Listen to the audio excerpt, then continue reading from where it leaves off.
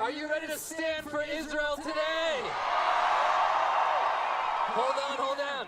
I don't think they heard you in the Capitol. I said, are you ready to stand for Israel today? Well, we're all here today for hope, and this next song is the classic Israeli song for hope, Lu Yehi. I hope you sing it with us.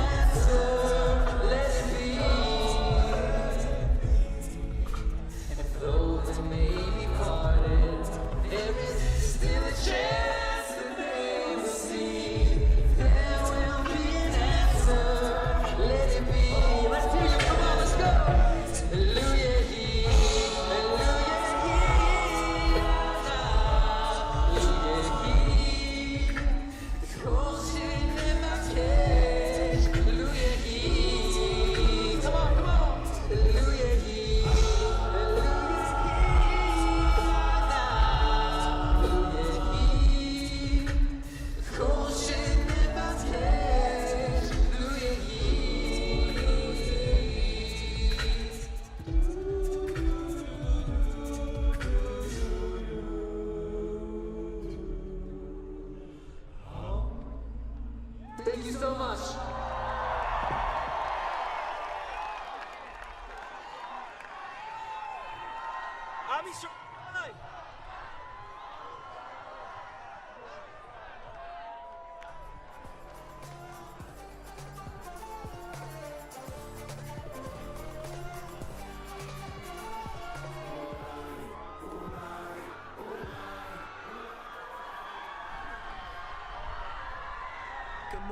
Good morning, everyone, and welcome to Washington, D.C.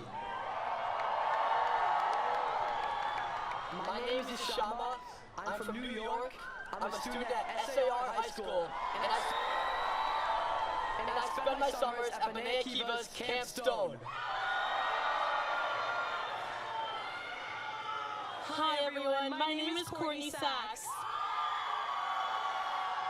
I'm from Nevada, and I'm a former Route 1 Israel voucher recipient, and I'm currently serving as one of 2 international presidents for BYO Worldwide. Boker Tov, everybody. Although it's a hard time, it's comforting to be with all of you. I'm Talia Shelef. I'm from Maryland, and I'm with the Tzofim, also known as the Israeli Scouts.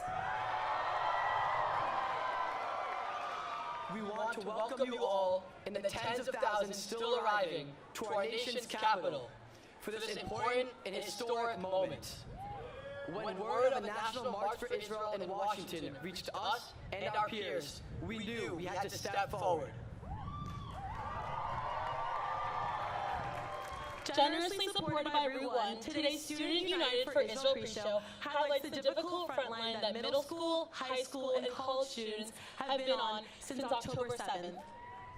Defending Israel's right to self-defense, advocating for the safe release of the hostages, and pushing back on the surge of anti-Semitism has become a daily experience for most young Jews in America and across the globe. While our schools and campuses have been dealing with some of these issues for a while now, everything changed for us as a people and as a generation on October 7th. I learned what was happening in Israel as I celebrated Simchat Torah and Shabbat with my family and congregation. I felt confused, powerless, and sad. Frankly, that's how I felt for most of the last 5 weeks. I knew when I heard about today's rally that it was a chance for us to embrace each other, feel empowered, and project a strong display of achdut, or unity as a people, more united than ever. My sister serves in the IDF, and because of the time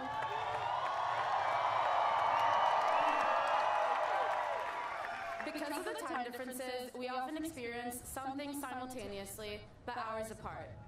I knew going to bed Friday night, October 6th, that something was up because my Red Alert app was already intense. When I woke up on Saturday, Israel was under attack and I was overcome with emotions. Thank God my sister is safe, but social media has brought me close to the pain of the families and friends of the hostages. When I heard the Jewish community was marching in Washington, I knew I wanted to be here to raise awareness on their behalf. It is from this national lawn of democracy that we have successfully advocated for the freeing of our people from before, and we must do it again. As a part of my role with BBYO, I'm spending the year traveling the globe working with teams to strengthen Jewish life. Since October 7th, we've been trying to offer support, understanding, and strategy to thousands of students. Of course, this horrific event has brought to surface both old and new tensions regarding the Middle East. We know that as a community and as a mosaic of generations, there's a lot we agree on and there is much that we don't. We know that many of our peers may feel any number of ways at different times. We may feel in solidarity with the majority of the Jewish community. We may also feel confused or challenged by some of the decisions our leaders are making, or with what we see happening across Israel and with Palestinian civilians. But that's okay. A plurality of opinion and debate is important. It is also very Jewish. Where we can find common ground is that we stand against hate. We condemn anti-Semitism. Calling for the end of Israel's existence should not be tolerated.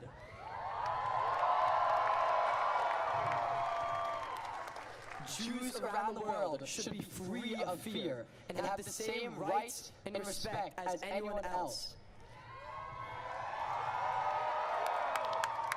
It was important to me, my friends standing here, and to so many across our generation, to be on the stage and share with the world. We will not be afraid. We are proud to be Jewish, and we will stand up against intolerance.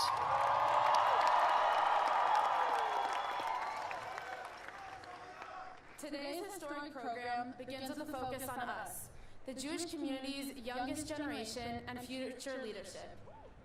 Our goal is to inspire strength, confidence, and action. We are lucky to be joined by influencers, changemakers, and artists to help stir us from the loneliness, despair, and weight of the world we may have been feeling over the last month. We want you to return home knowing that you are far from alone. Look around. Today can serve as a reminder for any of us when we're feeling alone or isolated. The Jewish people and tens of millions of others of all faiths and cultures around the world stand with us and support our pursuit of peace. So while it's a terrible reason to have to gather, there's no reason that we can't feel the support of one another, embrace the warmth of our community, and use this opportunity to listen, learn, and lead. When we return to our schools and campuses tomorrow, we have a lot of work to do.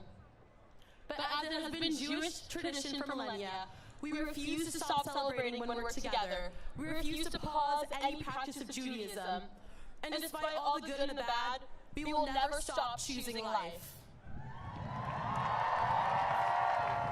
Am Yisrael Chai!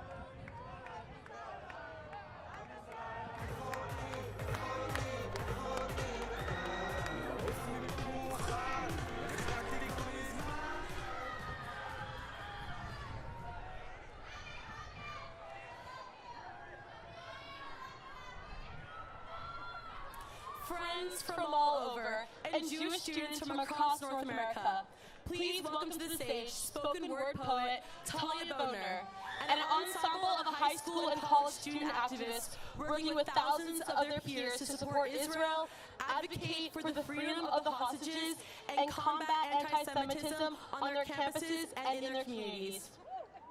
Talia is a freshman at Columbia University and the Jewish Theological Seminary, and is active with students supporting Israel, Chabad on campus, and Columbia Hillel.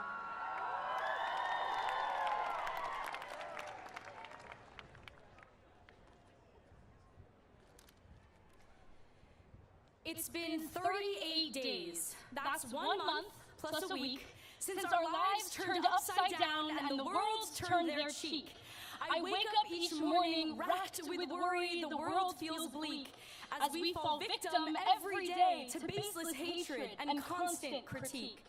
But we are not defenseless and we are not weak. We have an army that will make this a winning streak.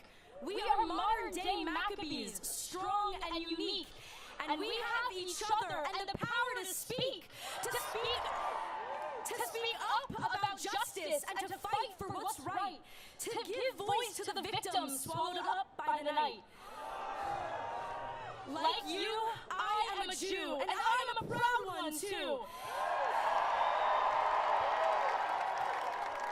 There's so much that we have all been through, and now I am here standing in front of all of you.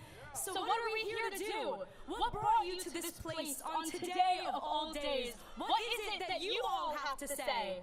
We're here because we are tired of being quiet. We have a voice, and now it's time that we try it. You see,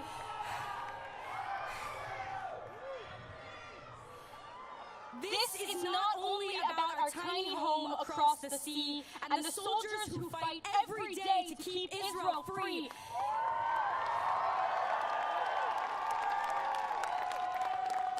This is about all those who feel hurt, sad, and angry. We have lost too many lives. It's hurting everybody.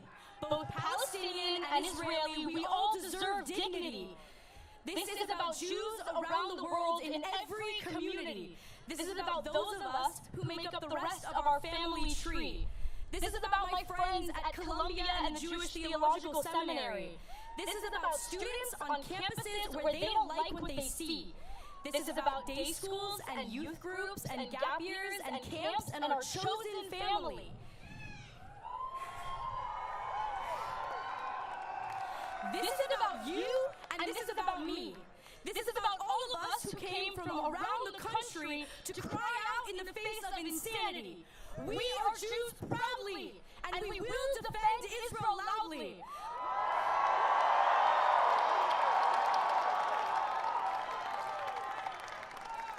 Let us stand up against inhumanity. Let us fight for a land and a home we will never have to flee. We are a nation that does not go down so easily. You and me, we stand in unity. We have agency. Let's write our own history.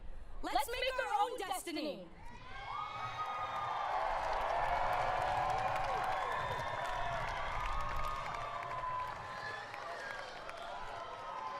I am Nadav Raphael Gilboa. I have been educating student organizations on my campus, a campus where many are passionate, but few truly understand the tragic situation in our homeland. I am a sophomore at RIT. I am an American. I am an Israeli. I am a Jew. I am the brother of a lone soldier fighting on the front lines in Gaza right now. And I am the former national president of Young Judea, a youth movement who has already lost too many to the fighting. I use my knowledge, I use my dedication, and I use my perspective to engage those around me, and you can too.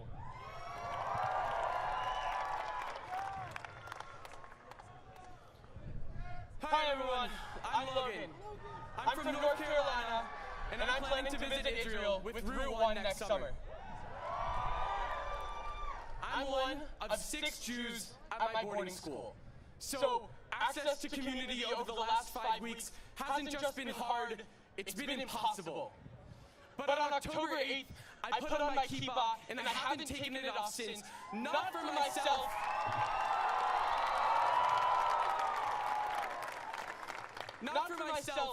but for the 12,000 people who no longer can. I also helped raise more than $100,000 with BBYO for an Israeli evacuee center at the Maccabi World Union's campus outside of Tel Aviv. And you can too.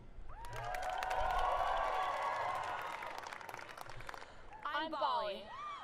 I'm a junior and campus leader with Students Supporting Israel at Tulane University in New Orleans. Following October 7th, I organized a rally with over 1,000 students and community members, have become a regular speaker at Louisiana area Jewish events, and helped establish one of the first campus-based empty chair Shabbat dinner installations that raises awareness about freeing the hostages now. And you can too. I'm Jacob, a lifelong Romanic and a junior at the Jack and Barrack Hebrew Academy in Philadelphia. I was in Israel at the Alexander Muss High School when the war broke out on October 7th. My classmates and I had to come home early, which was devastating to us all.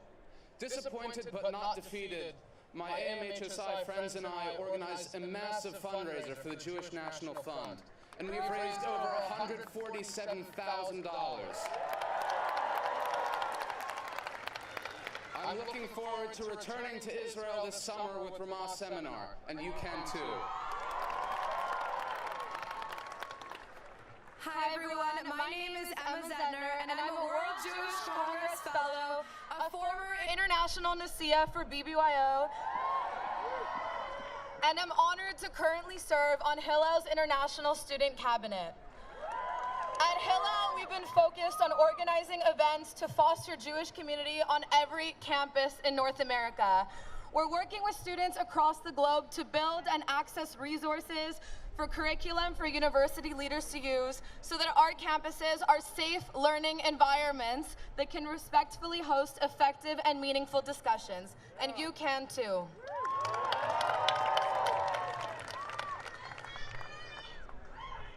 Good morning, everyone. I'm Abby. I'm a Route 1 Israel Scholarship recipient and a senior at Washington Liberty High School in Virginia. And I'm Nate, also a senior from San Diego's Canyon Crest Academy. In partnership with my community's local JCRC, I worked with a group of students to engage our school district superintendent to build a plan to combat anti-Semitism and protect Jewish students. And I organized a teacher-faculty workshop to make sure my public high school staff knew what it's like to be a Jewish student in America today and how they can help. I also created curricula that will help educators build materials to appropriately address the conflict. And you can too.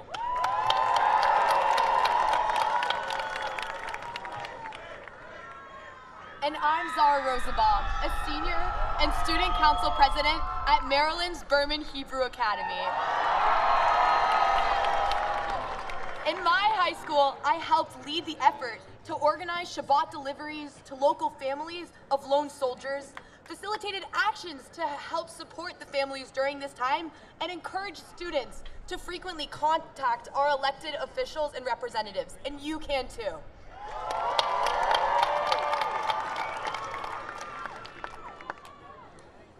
Thank Thank you for your work. It means more than you know.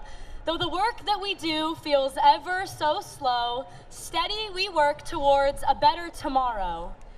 Here we stand proudly at the capital of our nation. We bring the new generation. We are ready to lead. We stand here today to sow the seeds for a more perfect future that we know this world needs. Today, we raise our voices as loud as our deeds. Today, we do not need to be quiet with heads bowed. Today, we are allowed. We can raise our voices out loud. We stand in a crowd to express our Jewish pride. We say to the world, we will no longer hide.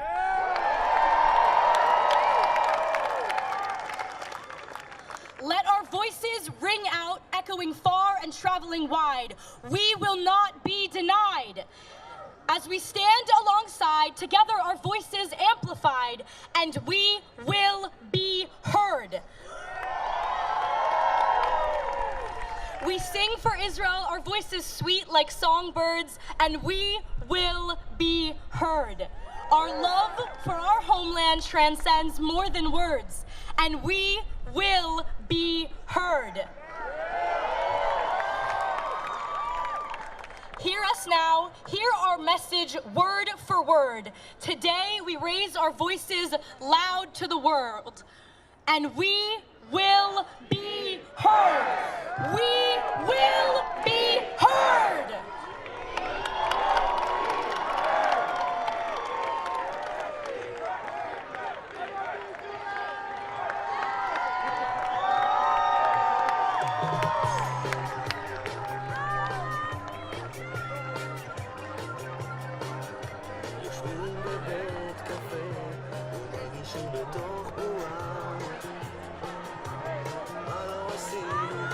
Our friends in Israel have a special message for all of us today.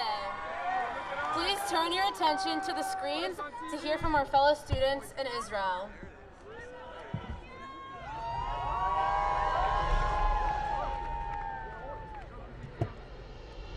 Shalom, my name is Emily. I'm 17 years old, from Iran. My name is Jair. My name is Razi. My name is Avital, and I'm 17 years old. 17 years old. 17 years old. From Israel. In our darkest hour, a ray of light is shining. A ray of light is shining. A ray of light is shining. A ray of light is shining. A ray of light is shining. The light of your support. The light. The light. The light of light is shining. The light of your support. The light of your support. The light of your support. We feel the strength. We feel the strength. We feel the strength. We feel the strength of our worldwide Jewish family. And we want to say. And we want to say. We want to say. And we wanted to say. Toda. Thank you. Toda. Thank you. Toda. Thank you. Toda. Toda. Toda. Thank you. Thank you. Toda. Thank you. Toda. Thank you. Thank you for standing together with us. Thank you for standing together with us. Thank you for standing together with us. Thank you for standing together with us. Thank you for standing together with us. ביחד ננצח. ביחד ננצח. ביחד ננצח. ביחד ננצח.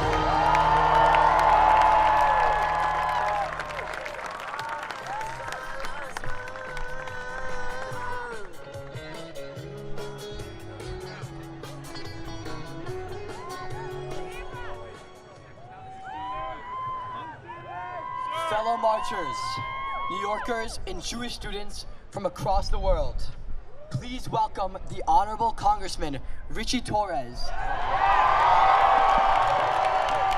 of New York District 15.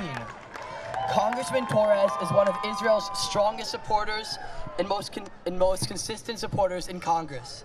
He believes standing with America's primary Middle East ally is about human decency. He's been to Israel 5 times, champions Israel to progressive communities, and is a constant presence at the Jewish community's side. Congressman Torres, we are grateful for your friendship, for your leadership, and we are honored to have you standing here with us today.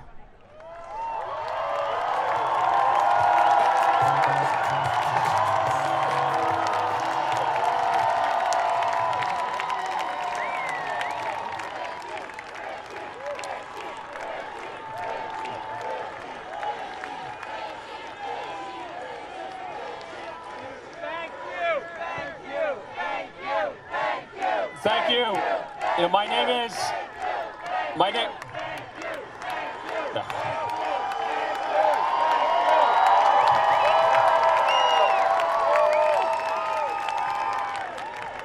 My name is Richie Torres. One of my local rabbis calls me Richie Torah. And I'm from the Bronx. I proudly represent the neighborhood of Riverdale.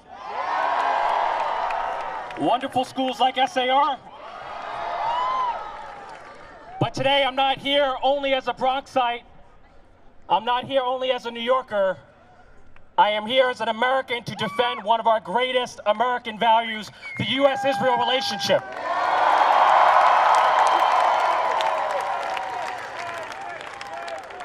The U.S.-Israel relationship is not just a Democratic or Republican value. It's not just a progressive or conservative value. It is an American value encoded in our national DNA.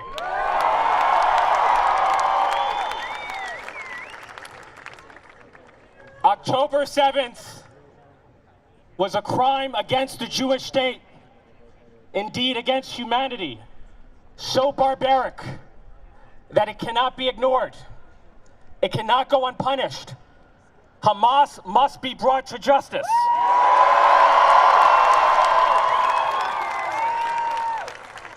Israel has a right to defend itself, and America has a duty to stand with Israel in her struggle for survival and self-defense. Israel must do to Hamas what the United States did to ISIS and Al-Qaeda in the 21st century. We must do to Hamas what we did to the Nazis in the 20th century. We must rid the world of the terrorism and barbarism that was perpetrated against humanity and the Jewish people.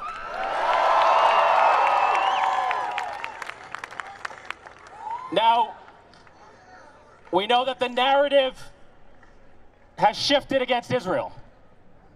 Israel's the only country on earth whose existence, whose legitimacy, whose right of self-defense is the target for both delegitimation and destruction. No one expected the United States to enter into a ceasefire with the Empire of Japan when 2,400 Americans were murdered in Pearl Harbor. No one expected the United States to enter into a ceasefire with Al-Qaeda and the Taliban when 3,000 Americans were murdered on 9/11. And so those who insist that Israel should no longer defend itself are holding the Jewish state to a dangerous double standard that no other country, including the United States, would ever impose on itself.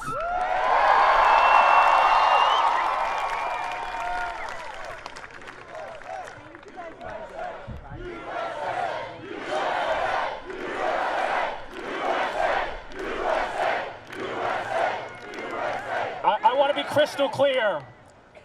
A ceasefire with a terrorist organization is not a peace agreement. It is a death sentence for Israelis.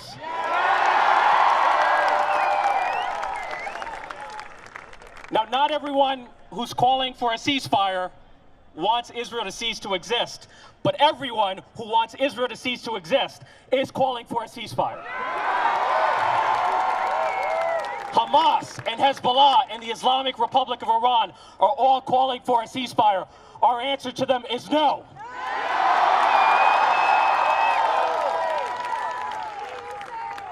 2023 marks the 75th anniversary of Israel and the 60th anniversary of the I Have a Dream speech. And those two anniversaries remind me that the Jewish people have long had a dream of Jewish liberation. Theodore Herzl had a dream of emancipation from anti-Semitism. The Jews who were driven into exile for thousands of years had a dream of one day returning to their homeland. And so we are here to tell the world that Israel is the realization of a dream. Israel is the manifestation of the words, never again. Israel is the realization of a dream that will live on for the next 75 years and beyond. Israel High. Thank you.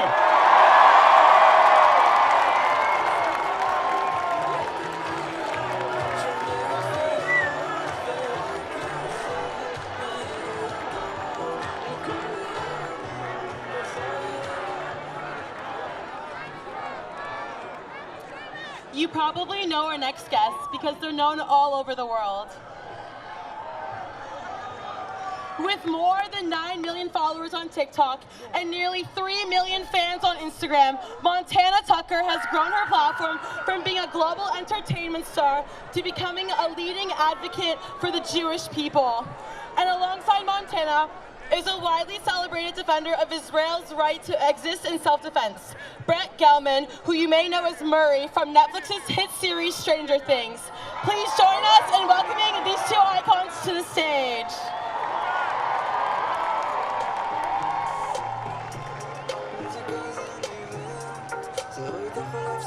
Hello, everyone!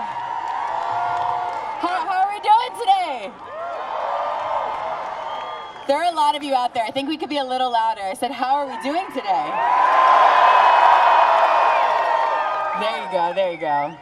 Both of my grandparents survived the Holocaust. And growing up, I remember hearing them talk about what came right before. The lies that began to spread about Jewish people, who we are, how we pray, what we represent. My grandparents had friends, good people, who nevertheless started to believe those lies. And when the Nazis came, these friends just let it happen. And, you know, I wonder if they ever found peace afterwards, or if the rest of their lives were defined by the moment when they could have stood up, but again, they decided to stay silent. That's why I chose to do the opposite and stand loud and proud. 1 year ago, I released a docuseries called How to Never Forget on all of my social media platforms, where I went back to Poland to retrace my grandparents' steps during the Holocaust, ending in Auschwitz, where my grandma was, to expose the next generation to the atrocities of what my grandma Lily and so many others endured. We all here, God willing, have long lives ahead of us.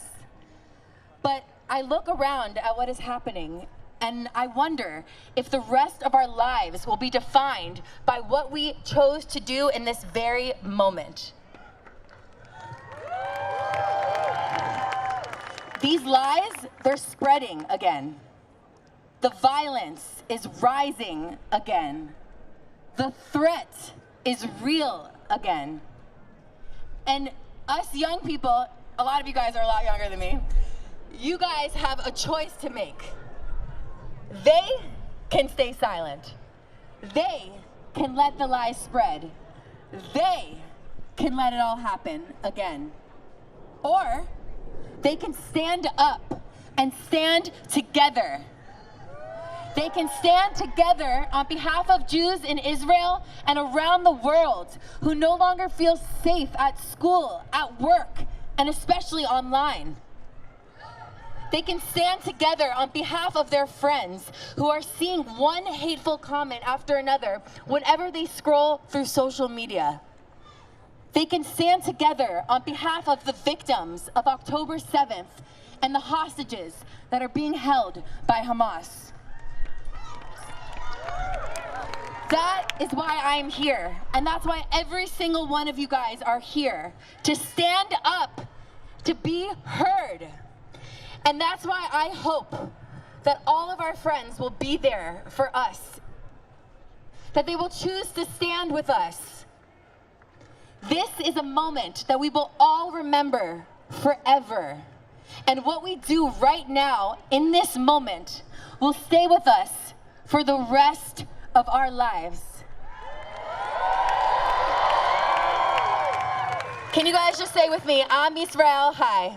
Am Yisrael High. Thank you all so much.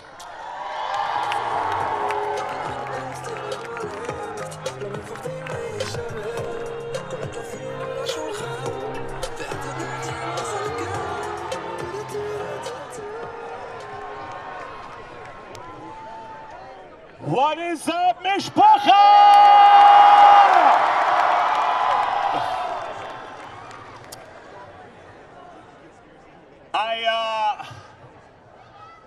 I look out at all of your faces and I am filled with awe, filled with excitement, filled with hope. I look at all of your faces and I have one thought: these people, these vibrant, brilliant people, these are the people who are really going to change it all.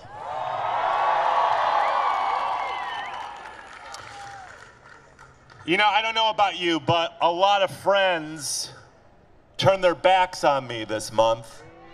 I feel betrayed in a way I never thought possible.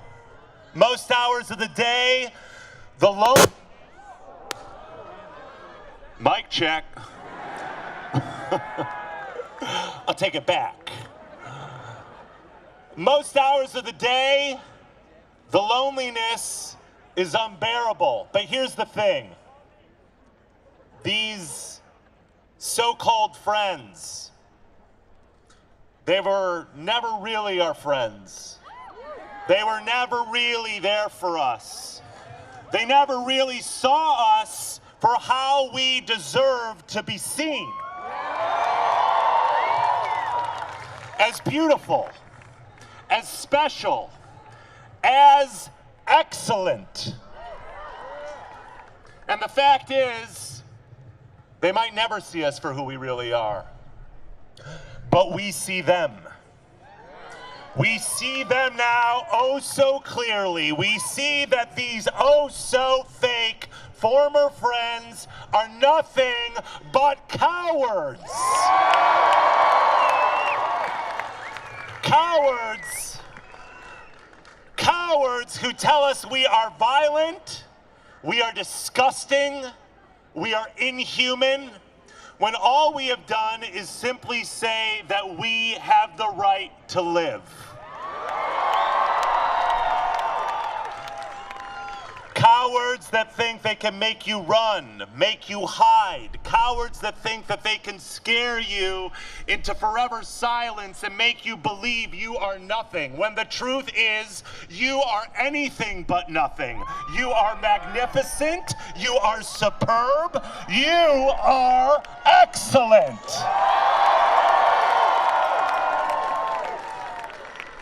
And now more than ever, it is time to own that excellence. Do not shrink yourselves. Do not seek their sympathy. They'll never give it to you anyway. Expand. Stand where you are. Strong, compassionate, proud, extraordinary, defiant. Say no, not a chance, absolutely not, when these cowards try to make you think that you are anything but the true heroes of the new world. You know why they hate Israel? It's not because of politics. They hate Israel because Israel represents, among many other things, an unapologetic statement from the Jewish people that we will no longer run. We will no longer hide. We will no longer stay silent. We will no longer be ashamed of our excellence. Someday soon, their rallies will end. Their violence will stop. They will hide, and they will run. And their unbridled war cries will turn back to timid whispers. But you will still be you. Forever loud, forever brave, forever excellent.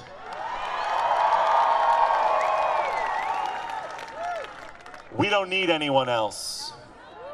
We are the Jewish people. That is more than enough. That is all there ever was. That is all there is. That is all there ever will be. And that, my friends, that is everything. Am Yisrael Chai. השירים שרקדנו אז בנשק כשהבן שאני מה שחיפשת עדיין מתנגנים באוזניים אבל מרגיש לי שזה קיץ' אז כותב חולקת כמה זמן עבר מהתיכון וואי וואי בא לי לומר קשה לשכוח כמה מר היה אז טעם הפרידה במקום בו עמדת נשאר רק אוויר בלי חמצן ואני התהפכתי במיטה מציפייה שתשובי ואת לא באת אבל לא בא לי לעשות לך רגשי אז כותב צחוקים Friends from all over and Jewish students from across North America, please welcome, direct from Israel and live with us today, Ishai Ribo!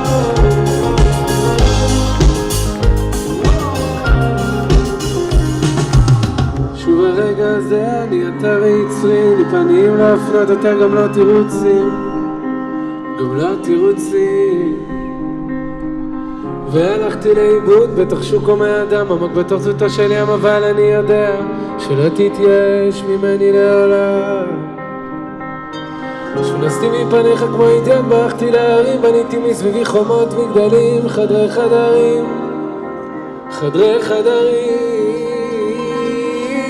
האמת אני בוש ונכלם הדבר שמפניך נעלם מלך חי וקיים מלך חי וקיים ואני רוצה לעשות רצונך כרצונך באמת ובתמיד אחת ולתמיד בלי מסכים בלי מסכות בלי לרצות לרצון באמת ובתמיד אחת ולתמיד שוב הרגע הזה אני ליבי ובשרי אין לי מילים להגיד יותר גם לא חרוזים גם לא חרוזים הנה פרעתי את עצמי לפניך לפרוטות מדבר גבוה גבוה אבל עושה מעט מאוד עושה מעט מאוד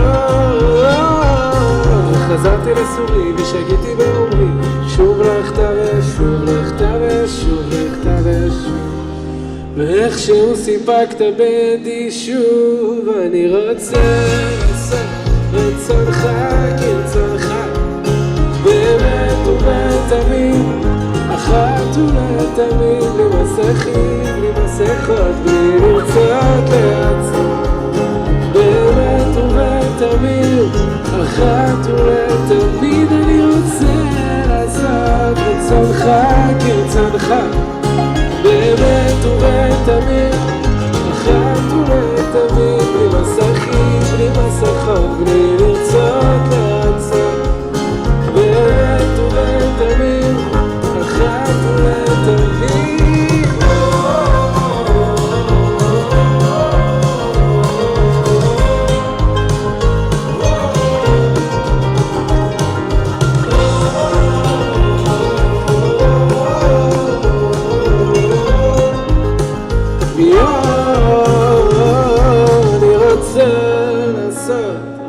כרצונך, כרצונך באמת אחת ולתמיד בלי מסכות, בלי לרצות לרצות באמת ובתמיד אחת ולתמיד שלום לכם עם ישראל.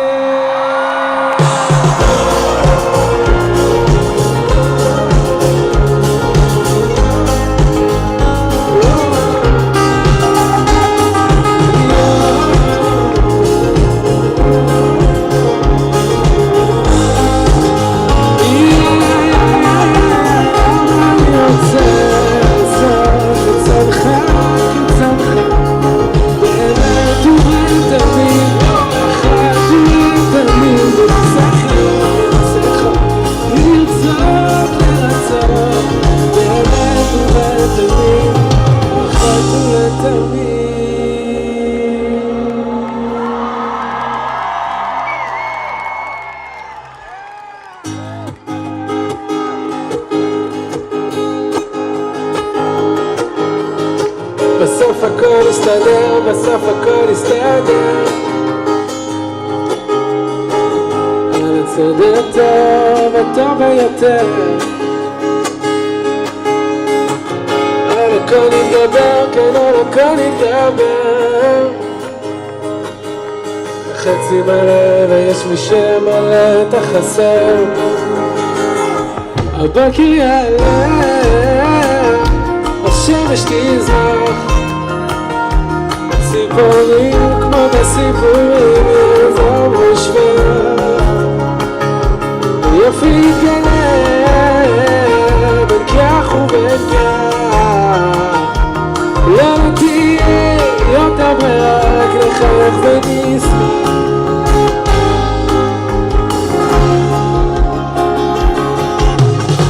בסוף הכל ישתלם גם הכאב והלב תראו איך הכל יעבור מקומו בשלום ונשאר יגיע עידן חדש יופיע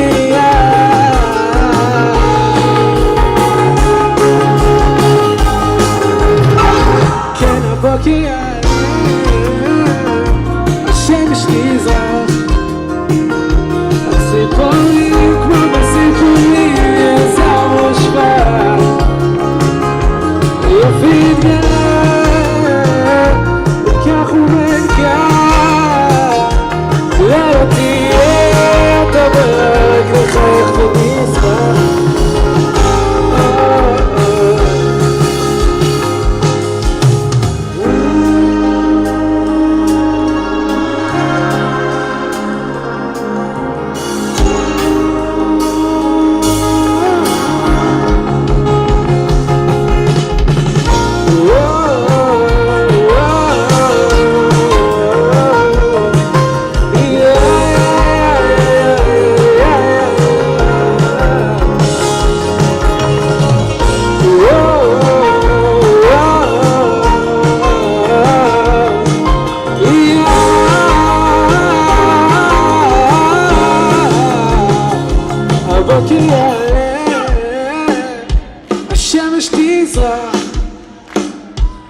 הציפורים כמו בסיפורים יזרמו שבח יופי יתגלה בין כך ובין כך לא תהיה יותר רק לחייך ונשמח לחייך ונשמח בסוף הכל יסתדר ועל הכל יתגבר בסוף גם זה יתבהר צהריים טובים אמריקה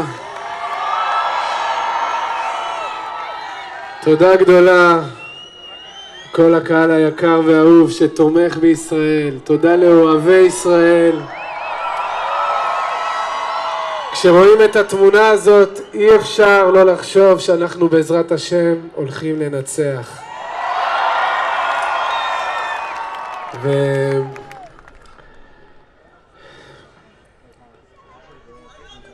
תודה, I love you too. אז כל הנוער היקר הזה שנמצא כאן, שהגיע מרחוק, באוטובוסים ומטוסים, ועשה באמת השתדלות גדולה, לקחת חלק בתמיכה. קודם כל, השם ישמור אתכם. ובזכות המעמד הזה, אני רוצה שכל אחד ייקח רגע עם עצמו ויכוון להצלחת עם ישראל. שהחיילים הגיבורים שלנו ישובו הביתה בשלום. שהילדים והילדות החטופים ישובו הביתה בהקדם בשלום, בריאים בגוף ובריאים בנפש.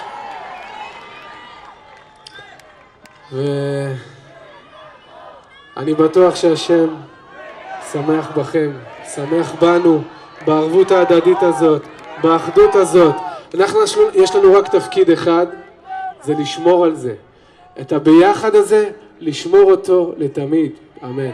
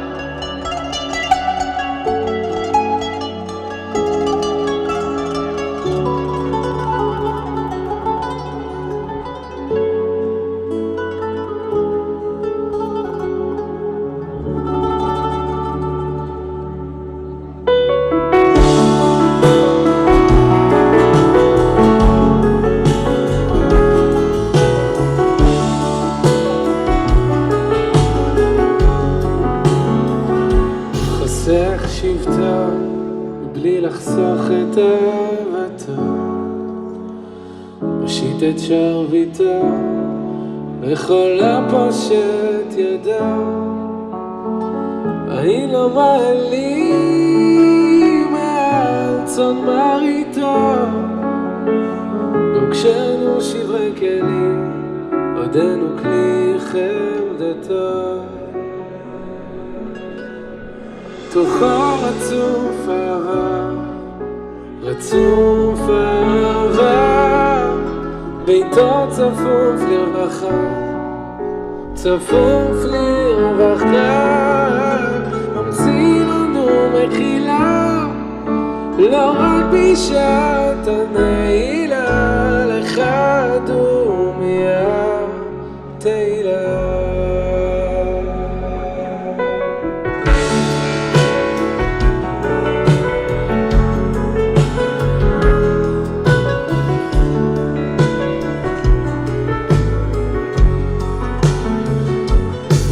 רב לו, אין ראשית לראשיתו, גם השירה ככל היום, היא רק מקצת שבחו. לפנים משורת הדין המנהיג את עולמו, מלפני המלאכים דורש בשלום עמו. תוכו רצוף אהבה, רצוף אהבה, ביתו צפוף לרווחה, צפוף לרווחה. מוציא לנו מחילה, לא רק בשעת הנעילה, לך דומיה תהילה. עתידו לתת שמן ששון תחת אבל, מטה תהילה תחת רוח קאה.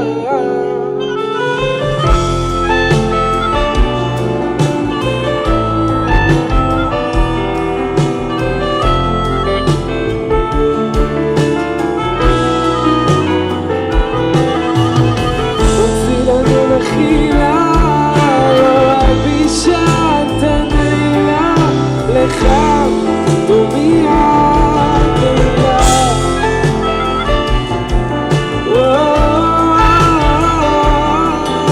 ביתו צפוף לרווחה, צפוף לרווחה, נמציא לנו מחילה, לא רק בי שאתה נעילה, לך דומיה.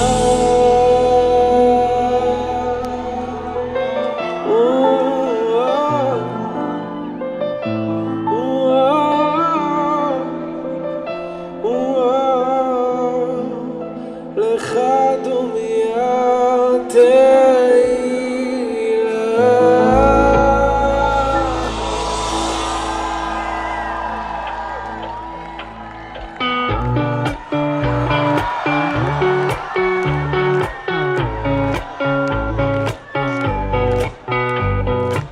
הגיע הזמן להתעורר, עזוב הכל להתגבר, שוב הביתה, לא לחפש מקום אחר.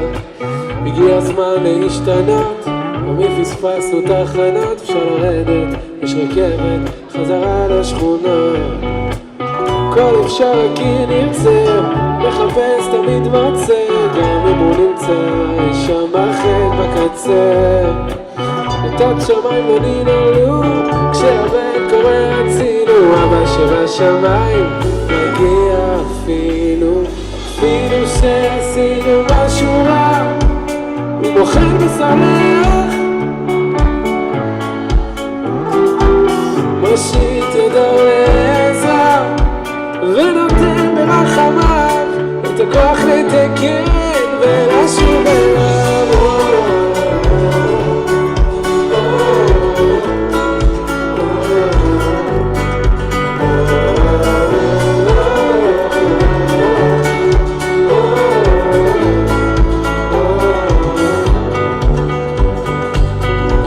להתחרט ולברוח אז מלכת, ולקחת אז לקחת בשביל לתת. זה הזמן להתקרב, לא לפחד מהכאב, ולתת אז כבר לתת, לגרוע הלב.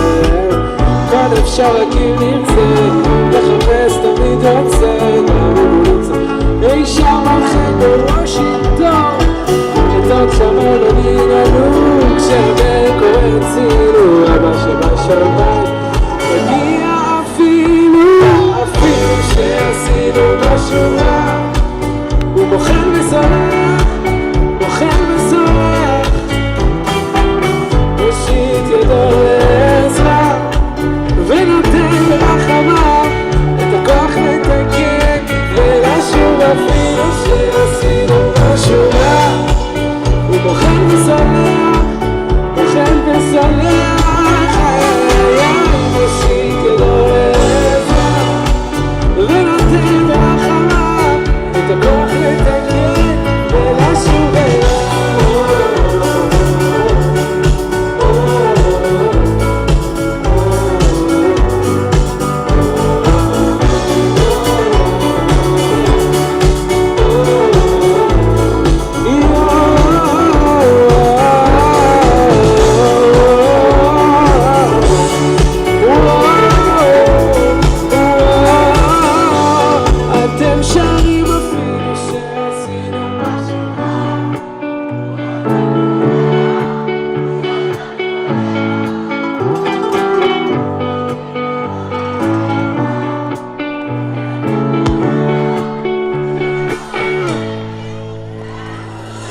הגיע הזמן להתעורר, עזוב הכל להתגבר, להרוס את המזוודות, לשוב הביתה.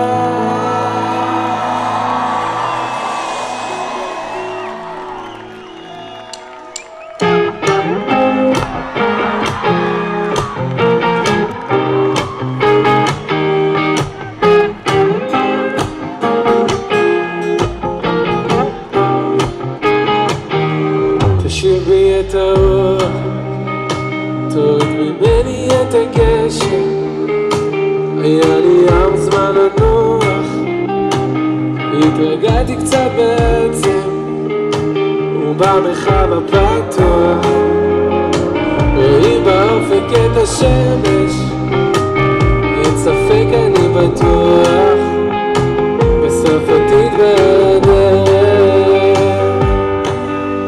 פתח לנו שערי אמונה, שערי עלייה, כי יהיה לנו מלך, אלא אתה סיבת הסיבה, עילת העילה, נורת העילה, רק לך נאה להודות על כל הימים וכל העולם.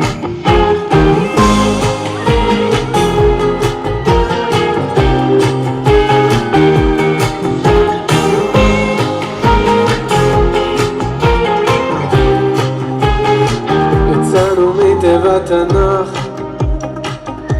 אל מציאות אחרת, לבדות את אסירי הכוח ולחוט הרשת, גם לקבל את השחור לבן מכל צירי הקשר. משנה אבות פרק ג', חביב אדם שנברא בצלם. פתח לנו שערי ביטחון, שערי ניצחון, כי יהיה לנו מלך, אלא אתה סיבת הסיבה, עילת העילה, נורת העילה, רק לך נאה להודות על כל הימים וכל הלילות. סיבת הסיבה, עילת העילה, נורת העילה, רק לך נאה להודות על כל הימים וכל הלילות.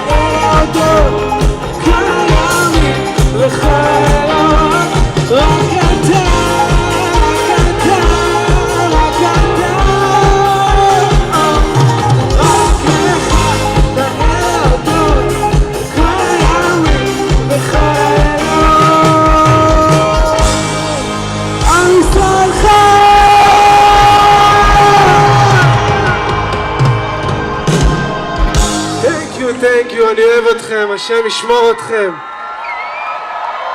תודה על מה שאתם עושים, זה מחזק את כל העם, בכל העולם. תודה רבה.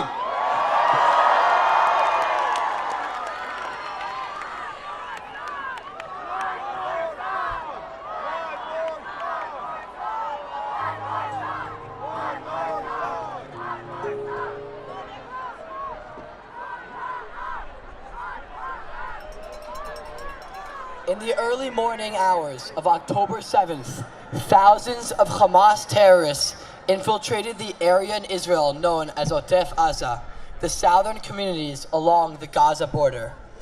This beautiful area is filled with kibbutzim and moshavim, and home to many that see living in this area as part of a larger peace and coexistence movement. On this typical Shabbat morning, when people were sleeping or out on an early morning jog, a nightmare unfolded. Hamas violence spared no one. Babies, toddlers, teens, the elderly, Holocaust survivors, and entire families brutally terrorized, murdered, and captured. Many are still unaccounted for. In the end, Hamas kidnapped an estimated 240 people, representing at least 25 nationalities, including 10 Americans. Edan Alexander, a graduate of Tenafly High School in New Jersey, was kidnapped that day. He was a soldier in Otef Aza, and his mother had spoken to him just that morning. Here is a video of Edan that his family shared with us. Please turn your attention to the screens. My son is only 19 years old. He just graduated last year from Tenafly High School. We live in Tenafly, New Jersey. His sister Mika is a senior now in the high school. We just know that he's alive and he's in Gaza, kept by Hamas. You know that he is. They told us that he's alive and he's over there at Gaza, and we're just hoping for him to come back home. I want people to know that he's just such a happy and lively kid. He cares so much about family and his relationship with me and his our younger brother Roy. And he just will do anything for his friends and anything for his family. And he's just truly like my best friend. You know, I'm 17. He's only 2 years older than me. And I'm patiently waiting for the day that we're going to be reunited again.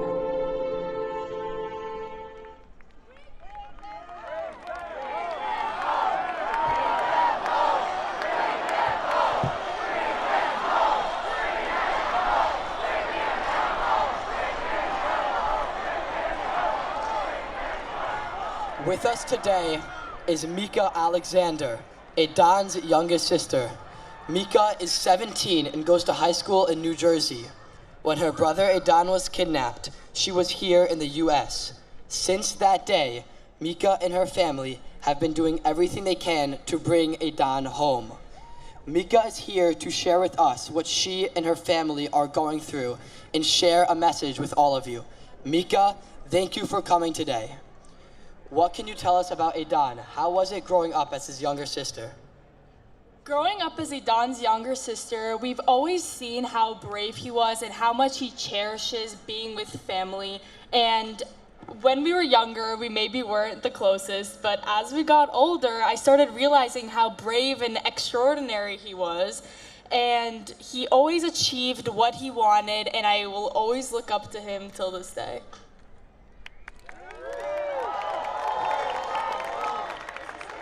How did you respond when he told you he wanted to go to Garan Sabar and join the IDF?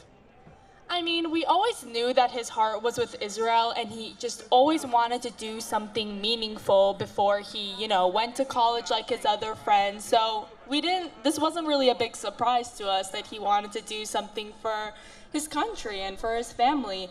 And as a family, he always puts us first, and he values us so much, and he just appreciates and loves everyone around him, and it's truly inspirational. I'm sure none of us can imagine what this last month has been for you. Mika, can you please share with us how you're holding up? Honestly, I've learned how to be patient. You know, waking up every morning and not knowing what's going on with my brother, it really teaches you a lesson of learning how to stay in tune with yourself and listen to what you need and be able to go around and ask for help. Like, you shouldn't be scared. You should be okay with not being okay. And I learned how specifically to be extremely patient, and it's been paying off. What would you tell him if you could send him a message right now? I mean, of course, as you may know, I will tell him that we love him and we love you and we just really need you to come back. And I know this reunion is gonna be insane. Like, talking about this whole experience is just gonna be so, it's gonna give me closure, me and the whole family. And yeah. As we look out and see so many people gathered here today, what would you like to say to everyone? I would just say thank you so much for coming here and supporting this campaign. And we just need to bring Idan and all of the other hostages home now. Bring them home! Bring them home! Bring them home! Bring them home! Bring them home!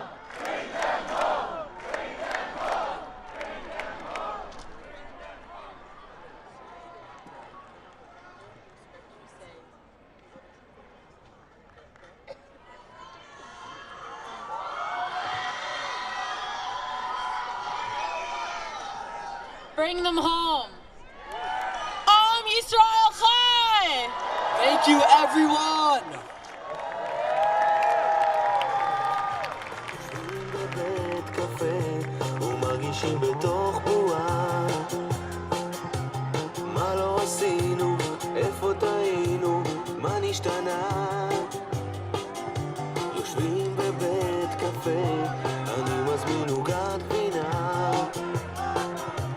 מה לא עשינו, איפה טעינו, הלכה המדינה ואת בתוך הג'יפ שלך את שומעת סטריאו ומונו בחוץ בשחור ולבן ואת בתוך הג'יפ שלך את לא פותחת רדיו את רואה שחבל לך על הזמן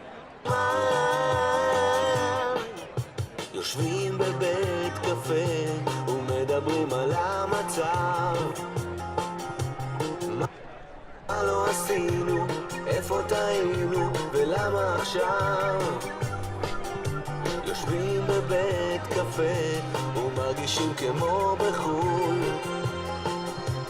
מה לא עשינו, איפה טעינו, תכף מבול ואת בתוך הג'יפ שלך את שומעת סטריאו ומונו בחוץ בשחור ולבן I'm speaking to you from the single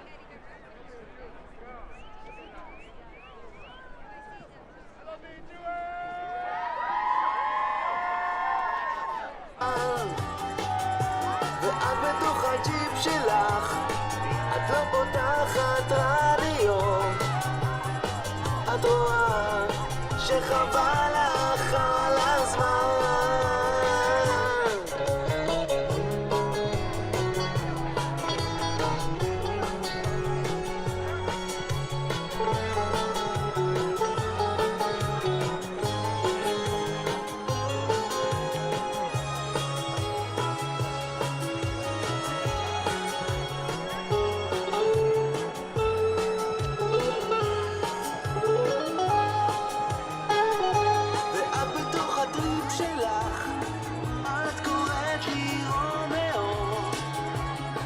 סגריר ובחוץ יש שרה ואת בתוך הג'יפ שלך את לא שומעת רדיו את לא יודעת כמה רע לי עכשיו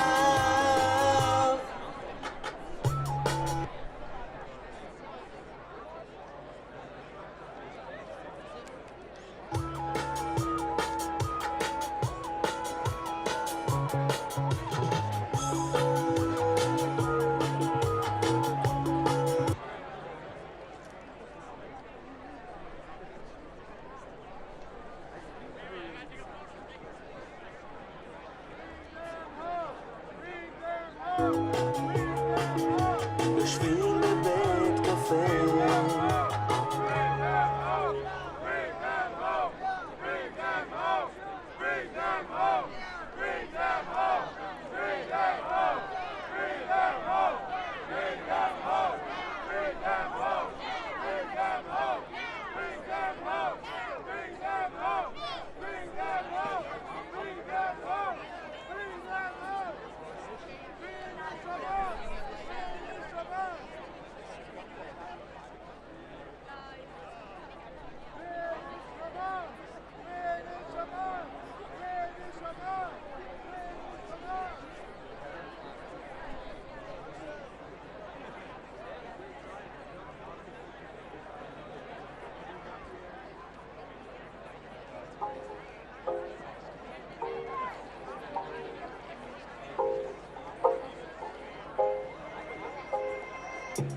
תל אביב זה ניבר, זהו איתה יכול לעזוב די, כי אין רחוב שלא יזכירו אותה. מוזיקה זה ניבר, זהו איתה יכול להפסיק לשיר, כי זה לא כיף להתרגש לבד. עדיין משתכרים ביחד, עדיין לא מעניין דרך אף אחד, עדיין לא מדברים על פעם, עדיין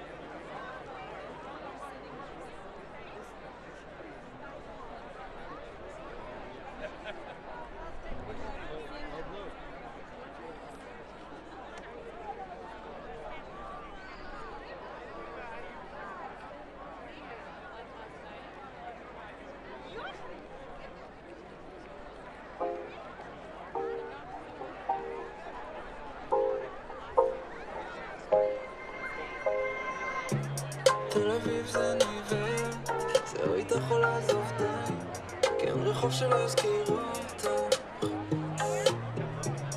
מוזיקה זה ניבר, זהו איתה יכול להפסיק לשיר, כי זה לא כיף להתרגש לבד. עדיין משתכרים ביחד, עדיין לא מעניין דרך אף אחד, עדיין לא מדברים על פעם, עדיין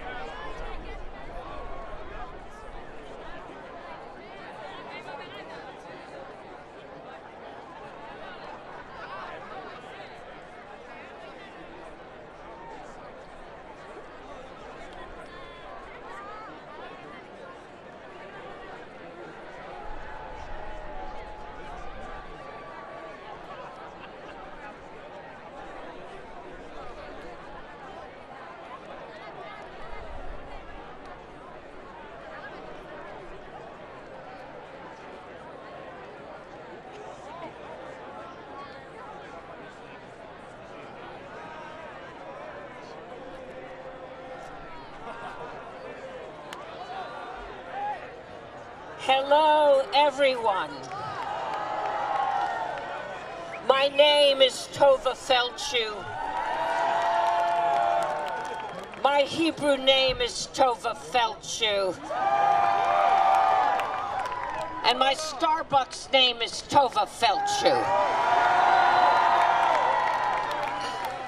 What a thrill it is for me to be here.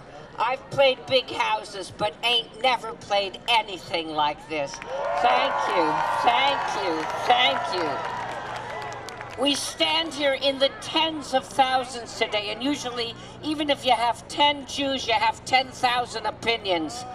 But today, in the thousands, we stand as one to say, Am Yisrael Chai. The people of Israel live. I stand here short. I was a runner for 40 years, but tall for the almost 200 innocent citizens of Israel, well, almost 200 Israeli children of Israel who are now orphaned, for the 240 innocent citizens of Israel still held in captivity by Hamas. I stand here for the kidnapped babies and the Holocaust survivors abducted and hidden somewhere in Gaza. We stand here together as the yahrzeit candles for over 1,400 slaughtered in the sovereign state of Israel only because they were Jews. Sound familiar? We know that to lose a life is to lose a universe. And as we stand shoulder to shoulder, we transform thousands of our yahrzeit candles into one supernova of light and hope, illuminating the memories of those we have lost and shedding light on the murderers who brought them to their death. We stand here firm against global anti-Semitism. We stand here firm in confrontation of anti-Semitism here in these United States.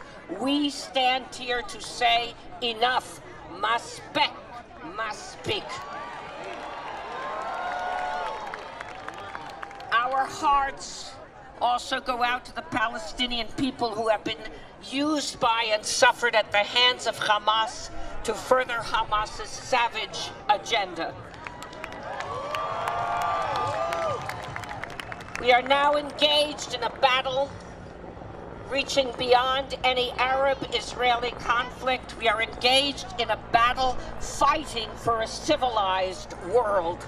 We stand here knowing that the halls of our universities should be havens of enlightenment and moral clarity and not places where Jewish students, Jewish faculty, or any minority feels outcast and afraid of being physically abused.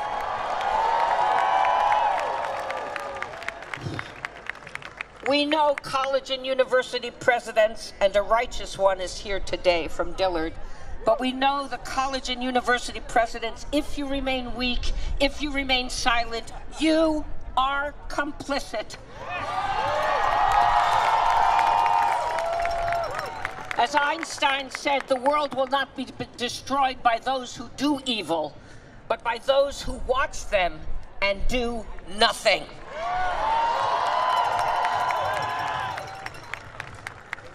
However, since October 7th, amidst the darkness, we've seen glimmers of light. World landmarks lit up in blue and white from New York to Miami, from Paris to Prague and Baku, showing our beloved and brave Israel that she does not stand alone. As Golda Meir, the most important person I've ever had the honor to play, wow, I think Golda may be here today.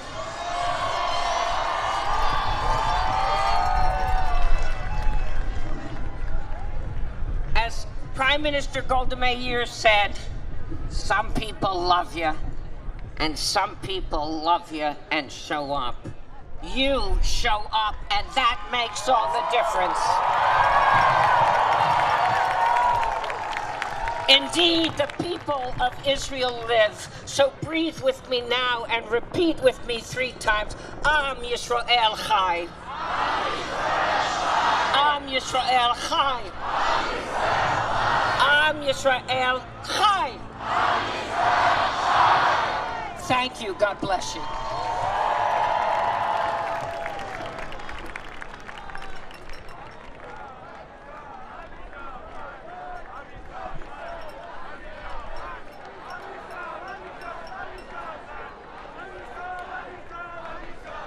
Please welcome Van Jones. You look beautiful. You look beautiful. Why am I here? Why am I here? I'm here because the horror and the terror that unfolded in Israel and Palestine have sent shockwaves far beyond their borders that affect and disrupt lives right here in the United States. Now, if you're not Jewish, you may not know this, but since October 7th, there has been literally an explosion of violence against Jewish people, attacks against Jewish people, horrific acts of hatred against Jewish people. The FBI says it's been unprecedented, 400% increase just in the past 3 weeks. If you don't know that, it's because your social media algorithm is not telling you that. And you might want to ask yourself why. But once you know, you cannot be silent. I don't want to be silent because the Jewish community stood with the civil rights movement. It stood with the civil rights movement. Walking arm in arm, facing death, going to jail, the Jewish community stood with the civil rights movement, and I cannot be silent when Jews fall under attack today. I just can't do it. And that's why I'm here. And that's why I'm here. Now, whatever our different political beliefs and views are about what's happening overseas, you do not have to support all the policies of Israel to support and love and stand with all the people of Israel during a time of profound mourning. That's why I'm here. Now, like all of us, and as was just said, my heart breaks for all the Israeli children. My heart breaks for all the Palestinian children. And my heart breaks for all of the Jewish American children who are now also living in fear. I pray that every single hostage is released. I pray that. I pray that.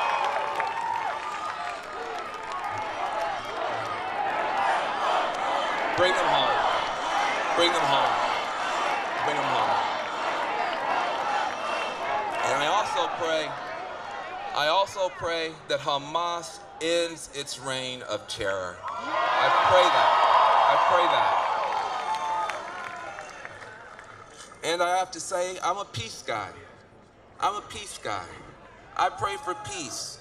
No more rockets from Gaza and no more bombs falling down on the people of Gaza. God protect the children. God protect children. Let's end all the horror and all the heartbreak in the Holy Land. Let's end all of it.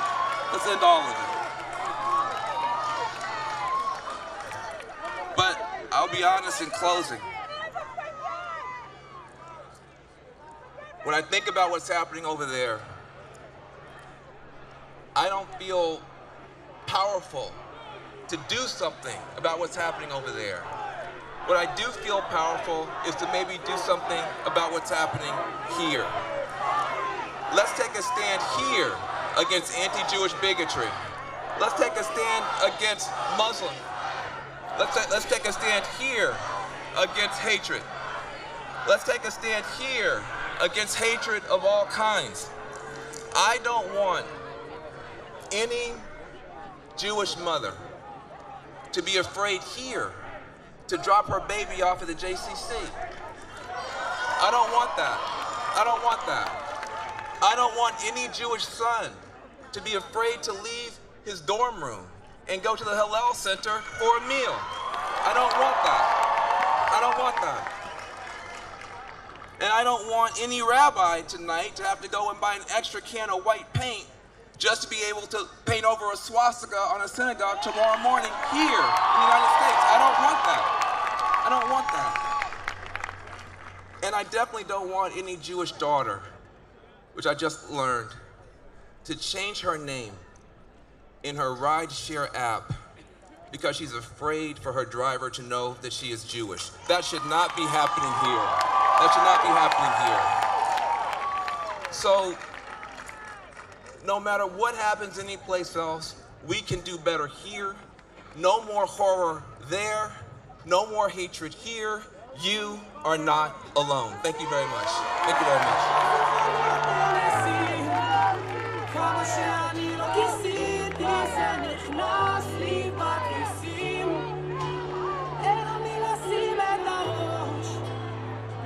שברתי שילמתי, לך תמצא על מי לכעוס.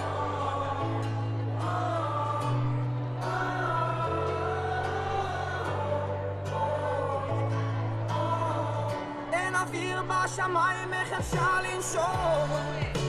הכל תקוע במקום, אבל עוד לא הפסקתי לחלום. אז קפצתי למים כי צריך לשחות, במים לא אימהות, במים נשקרו חולות ששחק.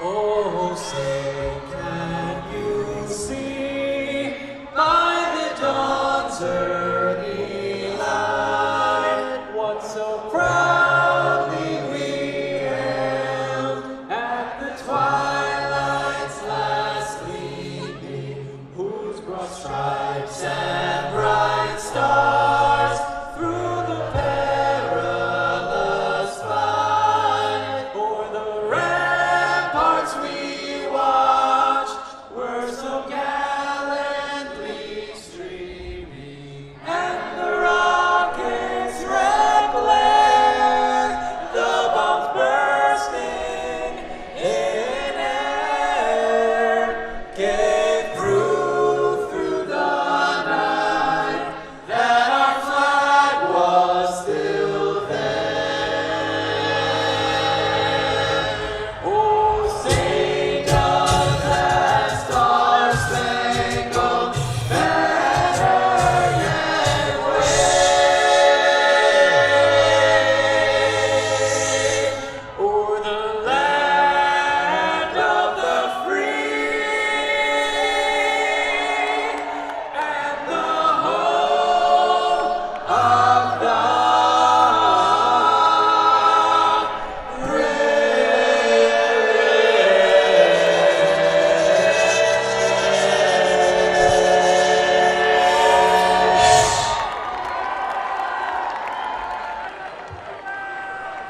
Please welcome Omer Adam.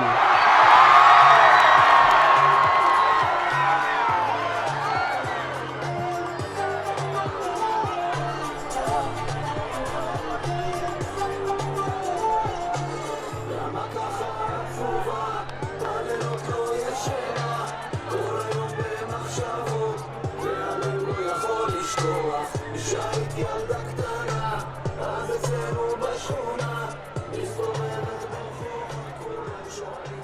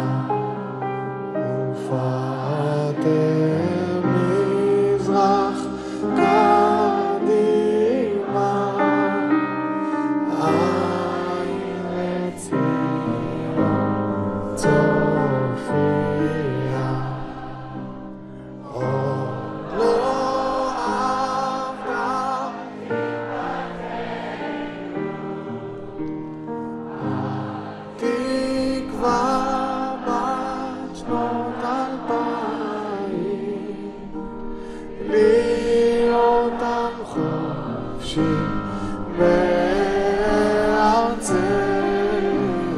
ארץ ציון ירושלים. להיות עם חופשי בארץ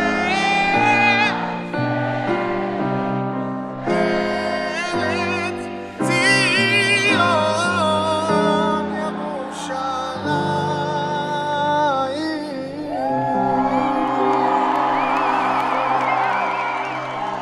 תודה רבה. Thank you very much.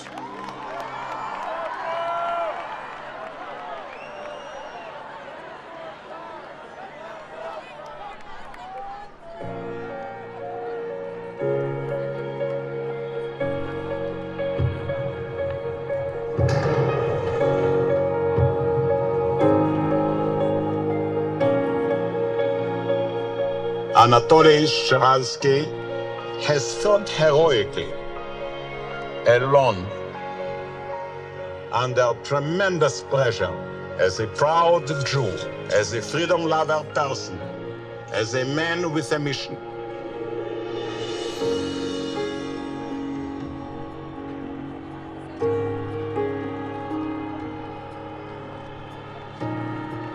They came from everywhere. Thousands of Jews and non-Jews. They streamed into Washington with but one common agenda. No, we would not be silent. History will judge. If the world had enough will and resolve to do what you are doing today, to stand up, to be counted, and to make your voices be heard.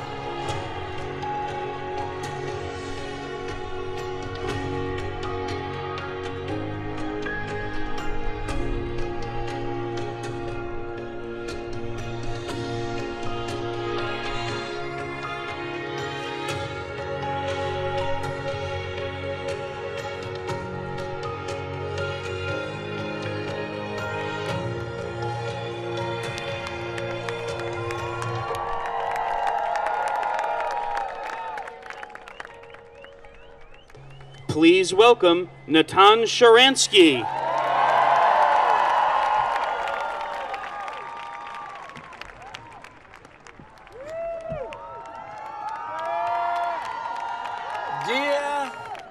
Dear family, when small group of Soviet Jews started to fight to move to Israel, they challenged the most powerful empire, the most cruel dictatorship of those days.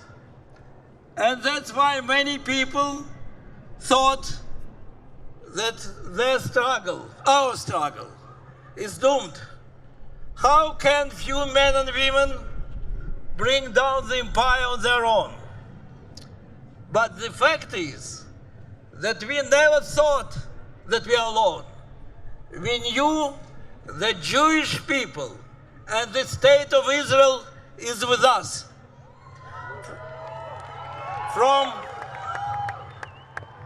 From the small demonstration initiated by 4 students at Columbia University in 1964 to the massive rally of 250,000 Jews just here in this place in 87, there were 3 generations of world Jewry who fought for our freedom.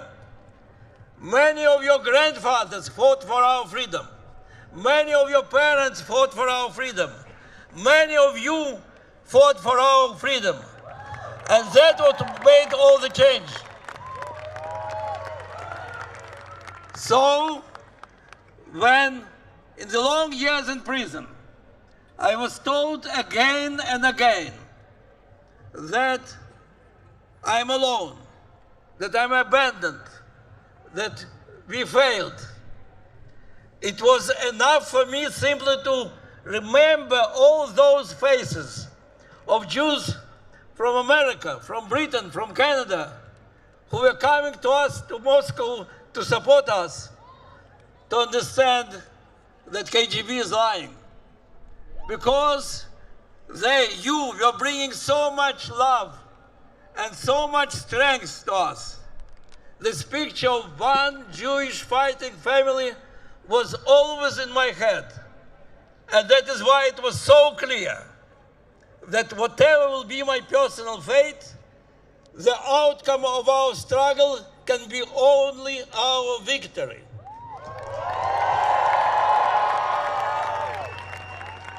This clearness that as long as we all stand together and fight together, we will win, is that what gives us hope today in Israel.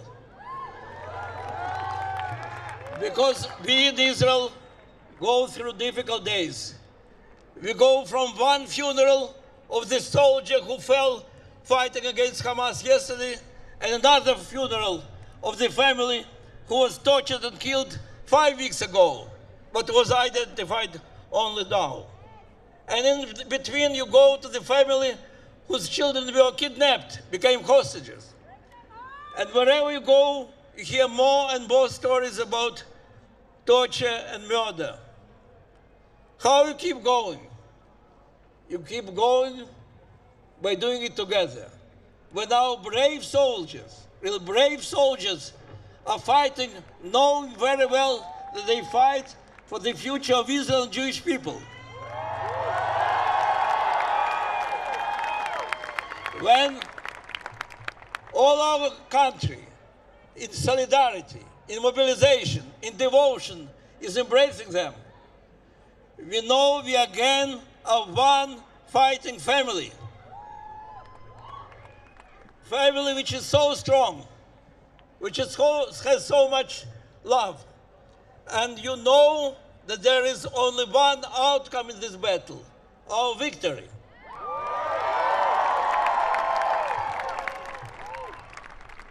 But then we find out that there is another front in this war.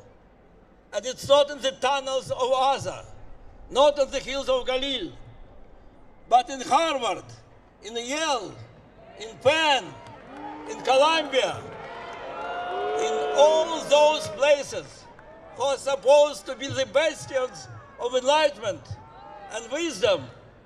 And from these places we hear today the gleeful cheers of those who watch this most barbaric, awful pogrom in modern history and say, that is liberation movement. They speak about democracy and they are ready to give away on the most and the only democratic country in in the Middle East. They speak about justice and they are ready to welcome the killers of babies. They speak about feminism and they are ready to welcome rapists of our girls. And, dear friends, be together, we'll fight against those who try to give legitimacy to Hamas. We'll fight for Israel. We'll fight for every Jew. We'll fight against anti-Semitism. We'll fight for the values and against corruption of those values which are in the center of our Jewish identity and American identity. And now look at those tens of thousands of students who came from Harvard and Yale and New York University and Penn and other places. You're not frightened, you're not silenced. Together we'll win because we are one Jewish family. We defeated Soviet Union, we'll defeat our enemies today. And now I want to introduce two of these younger voices of modern fighting family. Michal Biton and Ariel Baftar Zadeh. Please.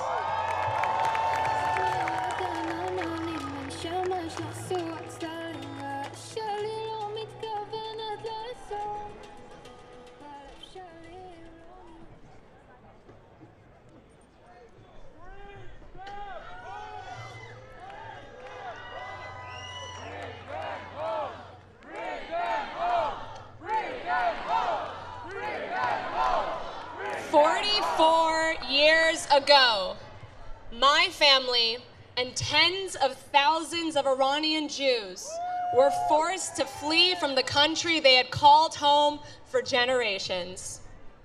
In a moment's notice, their world turned upside down. Jewish leaders were falsely accused of espionage and executed in public squares. Jewish schools were targeted and closed. And Jewish families were forced to forfeit their homes and their businesses. 44 years ago, the Islamic Republic waged its war of terror and intimidation against the Iranian Jewish community. On October 7th, they waged that war against the international Jewish community. In the wake of the revolution, my family made the choiceless choice to leave behind everything they knew in pursuit of everything they dreamt could be. That I am standing here before you all today is beyond my parents' wildest dreams. It is also a manifestation of their greatest nightmare, that we still live in a world where Jews can be butchered in broad daylight as the world watches in silence. But my story is not unique. Our stories as Americans and as Jews may be written in different languages, but their arcs are one and the same. Our ancestors risked everything to reestablish themselves in America, a country they dreamed would be free of Jew hatred. Unfortunately, that dream has not yet been realized. However, one thing has changed. We no longer have to make the choiceless choice that our parents and grandparents did. We will not retreat or flee. Their sacrifice demands so much more of us. Thanks to this great nation, we don't have to resort to flight. We can fight with our voices, our votes, and our feet. And we will, because we know that the future of our country and the future of our people are inextricably intertwined. God bless America, and Am Yisrael Chai.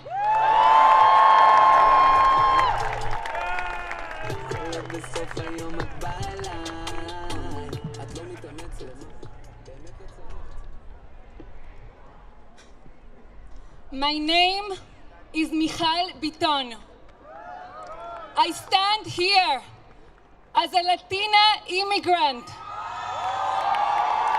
and proud American to represent all those who know oppression. I represent my Argentinian community, still haunted by the AMIA bomb that tore us apart, that killed my best friend's father. Its terrorists never brought to justice. I represent my parents-in-law, Egyptian Jews, who fled Nasser's persecution in Egypt as stateless refugees and built new lives here. I represent my Brooklyn neighbors, Syrian Jews who were held as virtual prisoners in Aleppo and in Damascus, stuck for decades behind an iron curtain of hate. I stand here for all of us who remember that in every generation they stand up against us to destroy us. And for all of us who thank God that America and Israel changed the world and became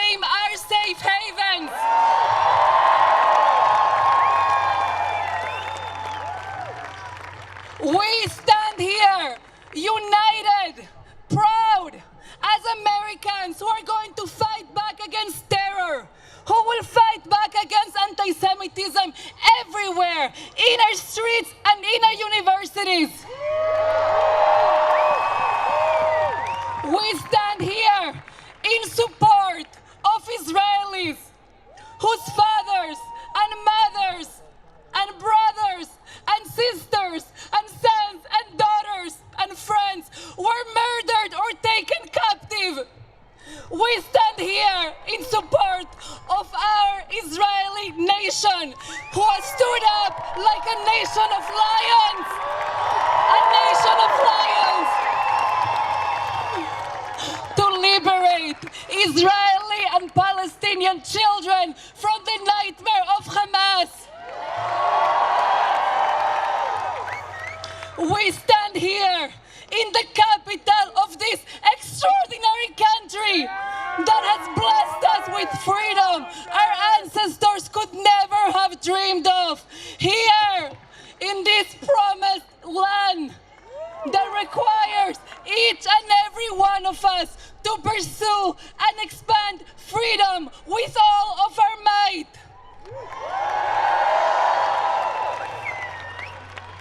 I stand here as a Jewish woman bearing 4,000 years of history from Abraham to my 4-year-old daughter. Proud of our people who will never ever give up hope. Proud of our people who will always seek to partner with others to heal our fractured world. I stand here as an immigrant to this country that I love and call my own, ready to join with anybody who has tasted the opposite of freedom and breathe new life into our great American dream.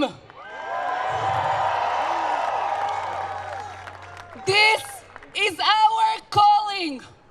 Our time is now. Our work is urgent. So let us fight with everything we have, with our voices, with our feet, with our votes, with our prayers. Let us fight together against hatred and for life.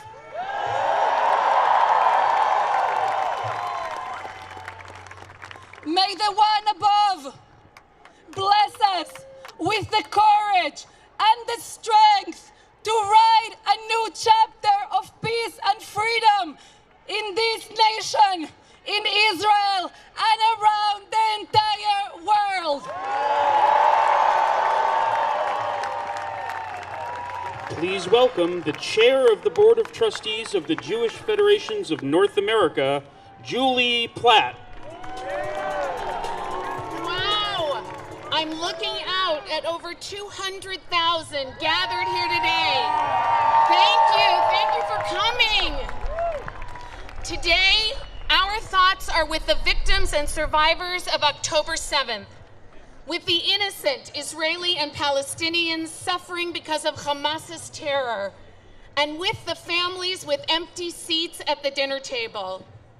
Today, our thoughts are with the brave soldiers of Israel's defense forces as they defend the state of Israel and the Jewish people. We thank the lone soldiers serving with such courage and all the families who must display courage every day. We also thank the first responders who have shown such incredible heroism. One of them is here with us today, Yossi Landau, Commander Zakai South. Today, our thoughts are with all the Jews around the world who have been the victims of anti-Semitic hate and violence. Most of all, today our thoughts are with the Israeli people as they seek peace and security. I now have the tremendous honor of introducing our cherished friend and our collective hero. We know him, we trust him, we admire him, and we are filled with gratitude for his strong leadership. Friends, joining us live from the eternal capital of the State of Israel, Jerusalem, please welcome the President of Israel, Isaac Herzog.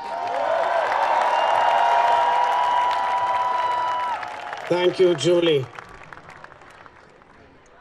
Shalom, friends, sisters and brothers, Achyotai ve'echai.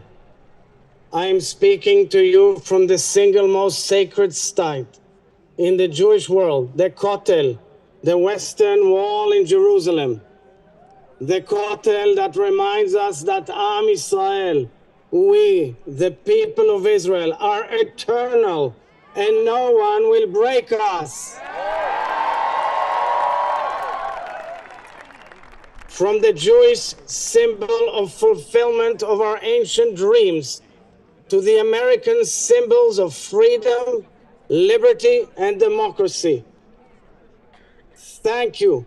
Thank you, the hundreds of thousands who've gathered from all over the United States, all people of goodwill, friends from different communities, faiths, and denominations who've gathered today for this massive show of solidarity. In the state of Israel's darkest moment, you stood up and declared, Hineni, I am here. We are here. There's no greater and more just cause than this. Today, we come together as a family, one big mishpacha, to march for Israel,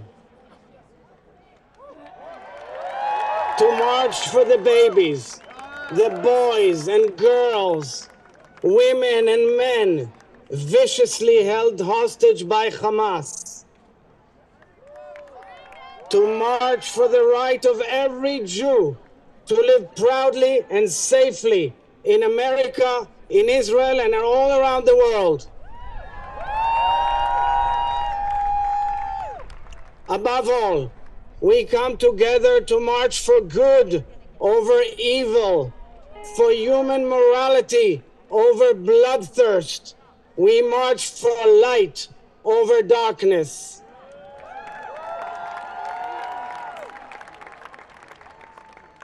"80 years ago, Jews came out of Auschwitz and vowed never again. As the blue and white flag was hoisted over our ancient homeland, we vowed never again.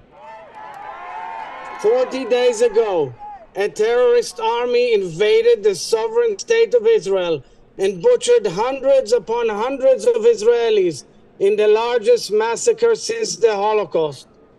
Let us cry out together, never again, never again, never again is now.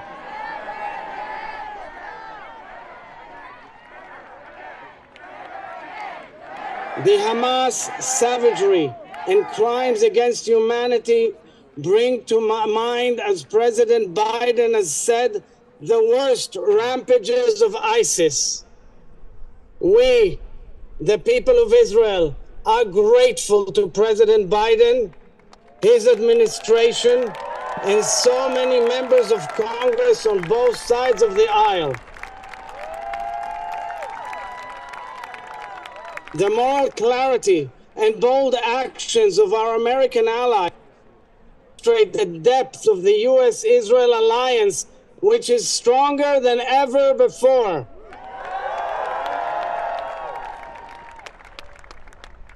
Since October 7th, Israeli society and the Jewish people have truly come together in unison. We feel our hearts beat as one. We hear our brothers and sisters' blood crying out to us from the ground, Kol dmei achicha tzoakim elai min ha'adama. Once again in Jewish history, we demand, let our people go.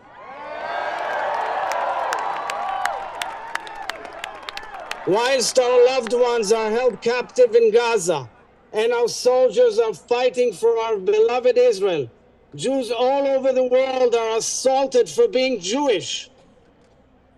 The hatred, the lies, the brutality, the disgraceful outbursts of ancient anti-Semitism are an embarrassment to all civilized people and nations. Jews in America must be safe. Jews all over the world must be safe. I salute you, the women and men who stand up to massive hatred and pressure in the community or on campus. Just as you stand with us, we stand with you. Dear brothers and sisters, dear friends, as President of the State of Israel, Medinat Israel, I vow to you from Jerusalem, from the Kotel, that we will heal, we will rise again, and we will rebuild. To paraphrase the prophet Zechariah, boys and girls shall once again play in the streets of Be'eri and Sderot, and the elderly shall sit peacefully by the walkways of Nachal Oz and Ofakim. And when the sounds of life and laughter return to the villages, the kibbutzim and the cities, our constant yearning for peace will return as well. Together we pray for the safe return of our hostages. Together we pray for the full recovery of the wounded. And together we pray for our beloved sons and daughters in the IDF. May God bless them and keep them. HaKadosh Baruch Hu yishmor v'yatzil et chayaleinu. Together we grieve and together we shall overcome. Am Yisrael Chai. God bless Israel. God bless America.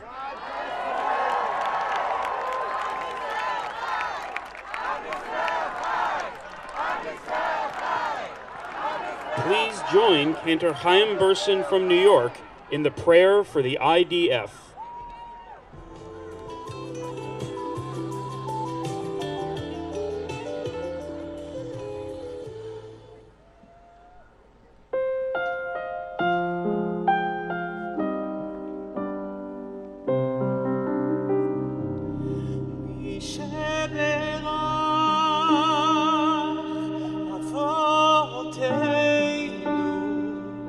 אברהם, יצחק ויעקב, הוא יברך את חיילי צבא ההגנה לישראל, הוא יברך את חיילי הגנה לישראל, הוא יברך את חיילי צבא הגנה לישראל, העומדים על משמר ארצנו וערי אלוהינו,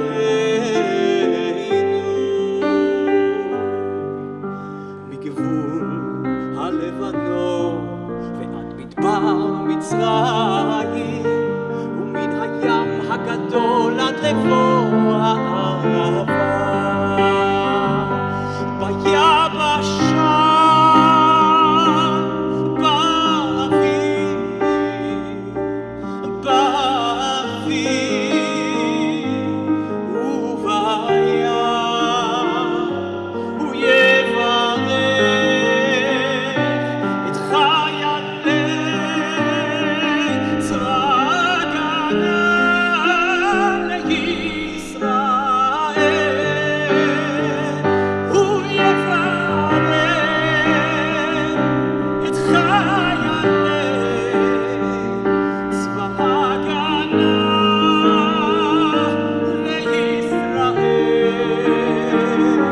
הוא יברך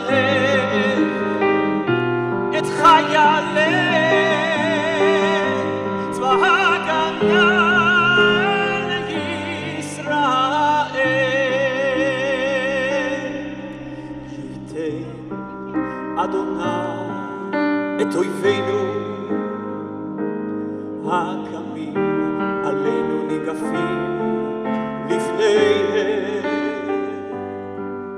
הקדוש ברוך הוא ישמור ויציל את חיילינו מכל צרה וצוקה, מכל נגע ומחלה. Together. וישלח ברכה והצלחה בכל מעשה ידיהם, ידבר שונאינו תחתיהם, ויקוים בהם הכתוב כי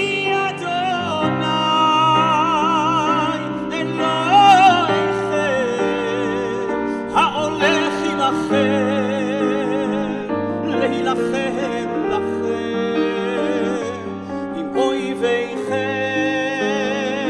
להושיע אתכם ונאמר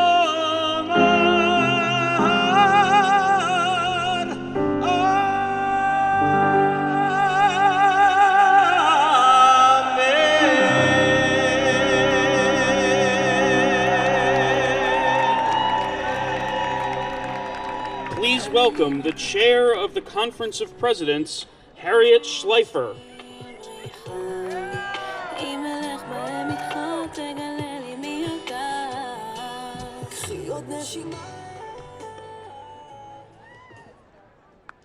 Thank you. Before I introduce our next speaker, I want to welcome the ambassadors from Cyprus, Greece, Guatemala, Jamaica,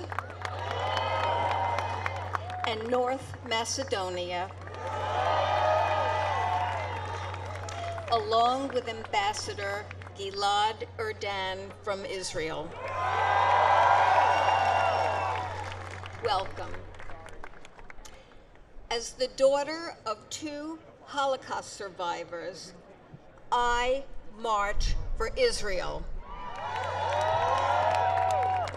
As a Jew, and together with you, people of goodwill and moral clarity, we march against anti-Semitism. And as a mother and ordinary citizen, I march, we march, for the hostages to be freed.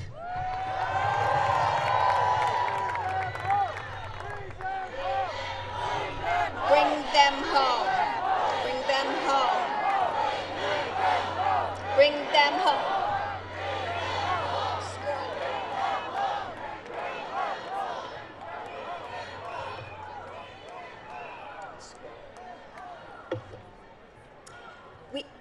We stand here in a city often divided along partisan lines, but not when it comes to Israel. Democrats and Republicans alike are standing up and speaking out, decrying anti-Semitism, demanding an end to Hamas's reign of terror, and supporting the Israeli people as they seek peace, justice, and the safe return of our hostages. Later today, we'll hear from congressional leaders in both parties who have come to show their support. They are true friends of Israel. And we have another true friend of Israel living up at the other end of Pennsylvania Avenue. President Joe Biden has been a steadfast ally and champion of our shared values. The president's visit of condolence and friendship to Israel after October 7th moved Israelis to the core. We are grateful for his leadership. And now I am honored to introduce his special envoy to monitor and combat anti-Semitism, the wonderful Ambassador Deborah Lipstadt. בשירים של אחרים, ועדיין לא מצאתי איך לומר שאת נהר מים מתוקים במלח המדבר. בטח תחשבי שזה מוזר. איש של מילים שלא...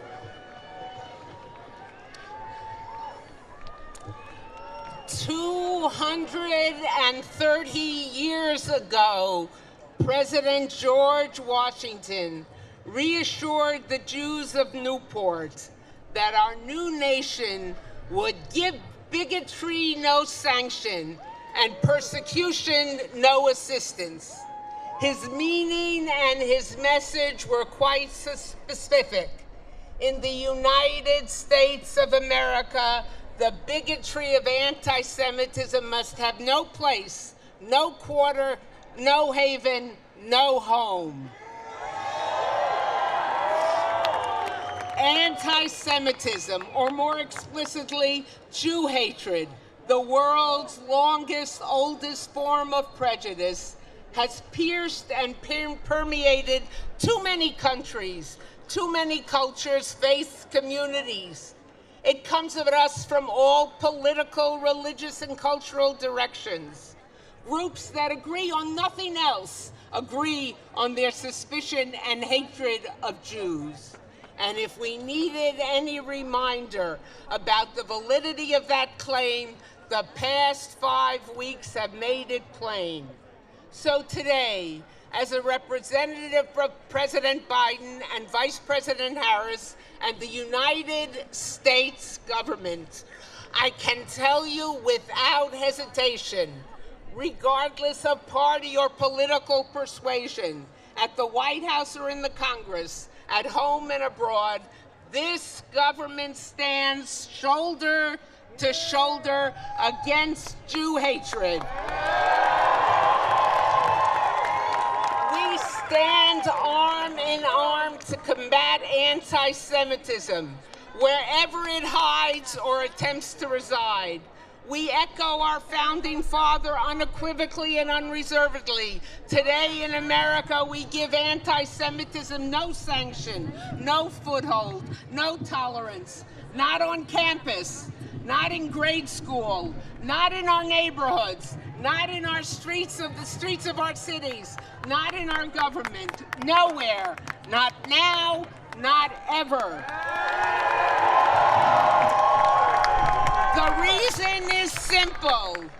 Anti-Semitism is wrong. It is hateful. It is an immediate threat to Jews everywhere, and that alone would be sufficient reason to combat it. But anti-Semitism is far more than just that. It is an affront to the integrity of our laws. It is a gateway to prejudice, racism, injustice of every form. It is a direct danger to our democracy. And we, the United States government, will fight it. Full stop. I have the honor and responsibility to travel the world, to wage this fight in foreign lands. And in the past 5 weeks, I have visited many of our major European allies. And the message I deliver and the message I hear everywhere is unmistakable. No sanction for anti-Semitism. When Holocaust memorials are vandalized in Canada, France, Greece, Denmark, or the United States, when Molotov cocktails are thrown at synagogues in Berlin and Montreal, when Jews peacefully protesting are physically or verbally intimidated, when Jewish children are harassed, when protesters chant, "Gas the Jews," when Jewish stars are painted on buildings housing Jews, that is not expressing support for Palestinian rights. That is Jew hatred, pure and simple. We must not be blind to the hate implicit in the widespread celebrations of Hamas's October 7th killing spree. When protesters chant, peace and glory to the martyrs, that incites more hatred, more deaths. It is a danger to the values and underpinning of the stability and decency of any society anywhere in the world. Hate is not a zero-sum game. Hate and violence directed at any member of our society because of who they are is un-American and wrong. Thankfully, countries once beset by anti-Semitism are acting to counter it. Our major European allies have deployed legions of police officers to protect Jewish institutions. But there are some countries that are spreading and fostering hatred of Jews. The world must unite to condemn and combat it. Today, gathered before me on this wall are people of all faiths, beliefs, identities, and backgrounds. You are united by your abhorrence of Jew hatred and your recognition of its lethal nature. We are grateful for the myriad of law enforcement personnel who protect us, and please remember to thank them.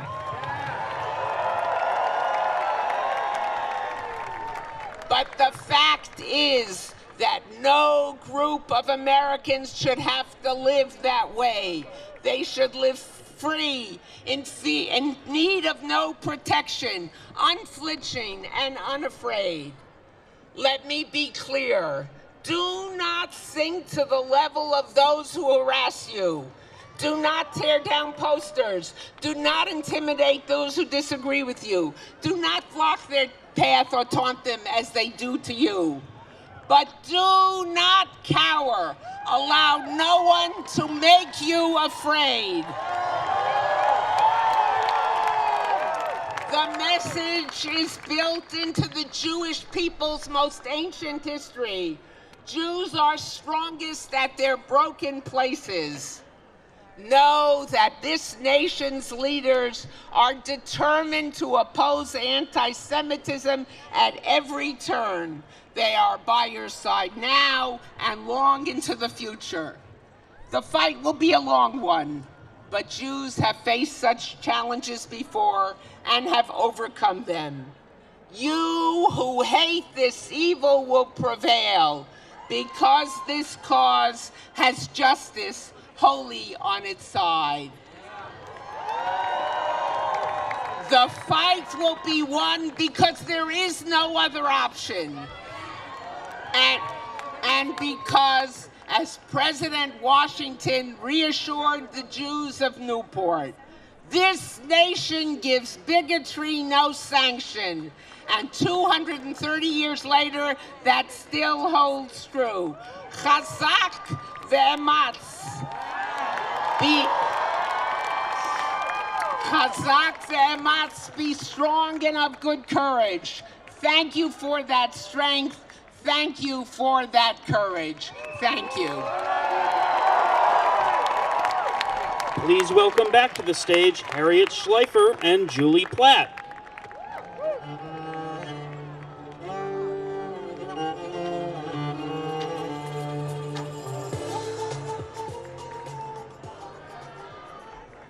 We are pleased to welcome to the stage the bipartisan, bicameral leadership from the United States Senate and House of Representatives. From the United States Senate, Senate Majority Leader Chuck Schumer. From the House of Representatives, Speaker of the House Mike Johnson. From the House of Representatives, Democratic Leader Hakeem Jeffries.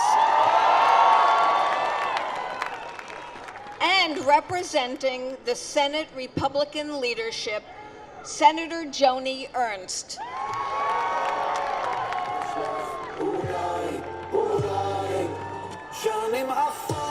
Thank you, everybody.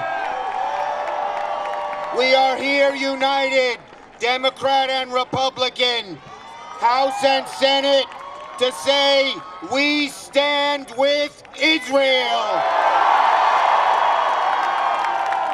We stand with Israel. We stand. We stand. We stand. We stand. We stand. Now, my friends, there are no words for the horror that happened 1 month ago in Israel. The most Jews killed in a single day since the Holocaust. It brings back much darker days. And let us not forget history. History shows that when the world ignored anti-Semitism in the last century, it led to the worst catastrophe in human history. 6 million Jews murdered in the Holocaust. Let us not forget history. History shows that Israel was almost destroyed in 1967 and in 1973. We cannot, we must not let that happen again. Let us not forget history. History shows that anti-Semitism has been deep in the core of Europe for centuries, and that too many European nations have never been friends of Israel. And history shows that when anti-Semitism rears its ugly head, if it's not dealt with forcefully and directly, it grows into a deadly force. But my friends, history reminds us also of one thing, that even in its darkest days, the United States has always stood with Israel, and we will do everything to see that that never, ever changes.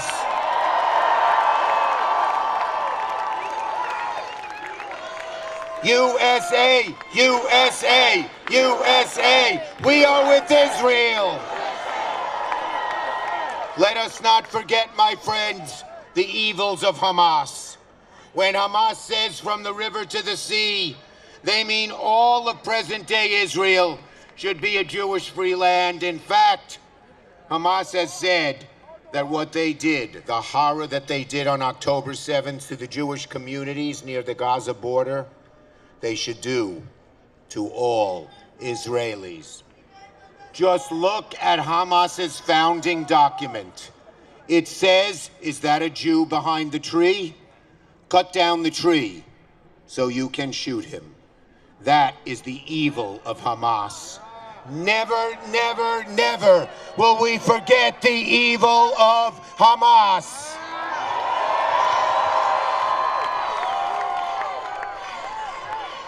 Never again, never again, never again, never again. Now, my friends, the hostages, some of whose families are here. I hear there are parents here whose little 3-year-old girl was kidnapped by the evil Hamas. When I went to Israel a few weeks ago, right after the 7th, I met with the families of those being held, with 5 senators, Democrat and Republican. I heard of parents whose little babies were taken. I heard of brothers whose sisters were killed. I heard horrible stories about the brutality of Hamas, and the 5 of us, Democratic and Republican senators, wept and cried for a whole hour. The sadness was so great, the evil so horrible.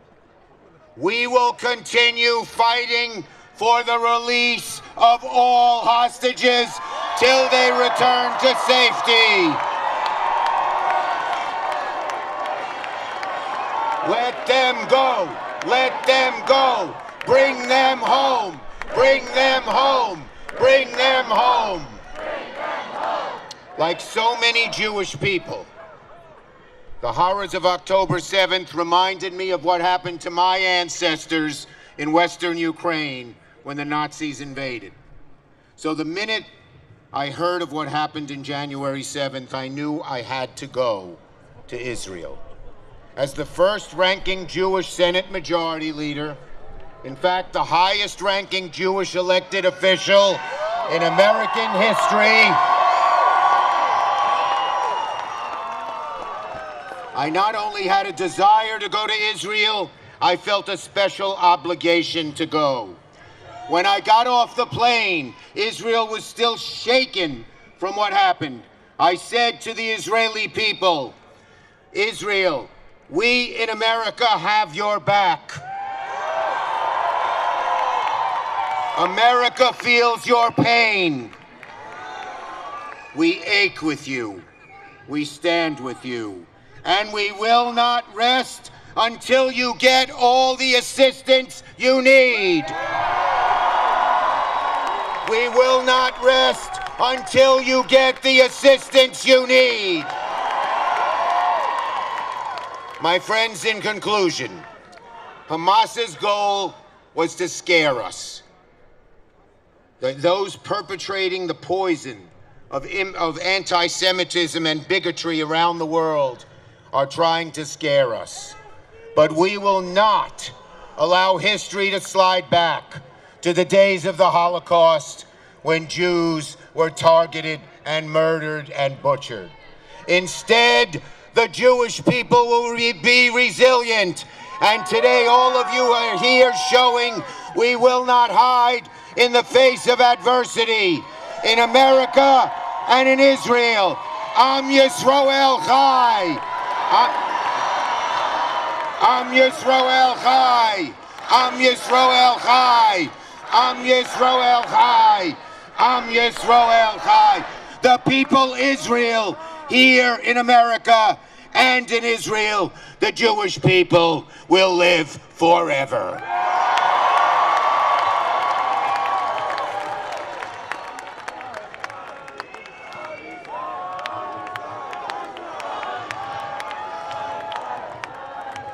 Well, it is so good to be with you all. What an extraordinary crowd, and it was organized in just a few days. It's amazing, amazing. There are few issues in Washington that could so easily bring together leaders of both parties in both chambers. But the survival of the state of Israel and her people unites us together, and it unites all Americans, all Americans. Let me be very clear. The United States stands unequivocally with our neighbor, our friend, our ally, Israel. They're neighbors in a global sense, that's right. Last week, a bipartisan group of members stood in solidarity on the steps of the House to mourn the lives in the October 7th attack and to grieve with the families of Israeli hostages that are still being held in Gaza. We heard heartbreaking and tragic accounts of their kidnappings. And of course, as you know, many of those families haven't received an update on their well-being since that day. As a parent myself, I can begin to comprehend their despair. All of us feel that way. This morning, we watched the horrific film that was produced by Hamas from their own cameras as they committed the assault. It's unspeakable. The auditorium was full of Republicans and Democrats in the House, and they wept as we watched the film together. Most couldn't sit through it. These Israeli hostages were kidnapped in their homes by barbaric Hamas terrorists for simply being Jewish and living in Israel. As Prime Minister Netanyahu says so well, this is a fight between good and evil, between light and darkness, between civilization and barbarism. The calls for a ceasefire are outrageous.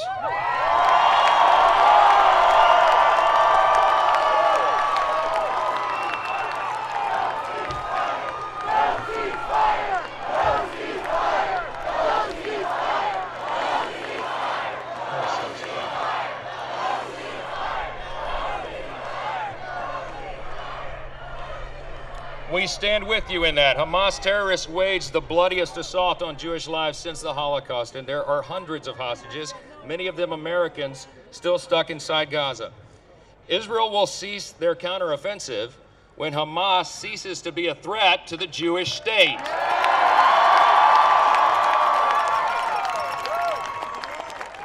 But Hamas's genocidal and anti-Semitic rhetoric isn't just confined to Gaza, as you know. The war in Israel has awakened an alarming amount of anti-Semitism towards Jewish people here in the United States and across the globe. From the halls of Congress to college campuses, this rise of anti-Semitism must be stopped.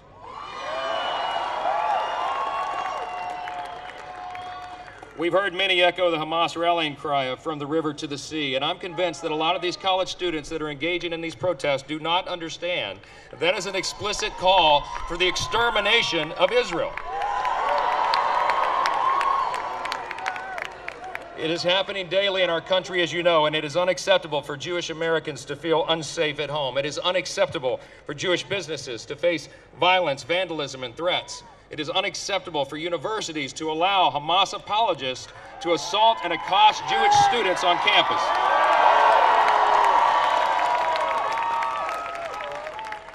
It is unacceptable for any political leader in this nation to give credence to this dangerous rhetoric.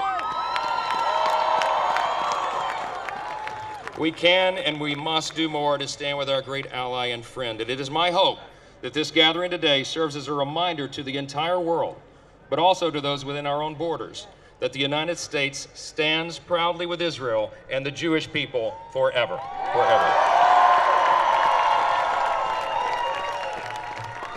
Thank you for allowing us to be a part of this. God bless you.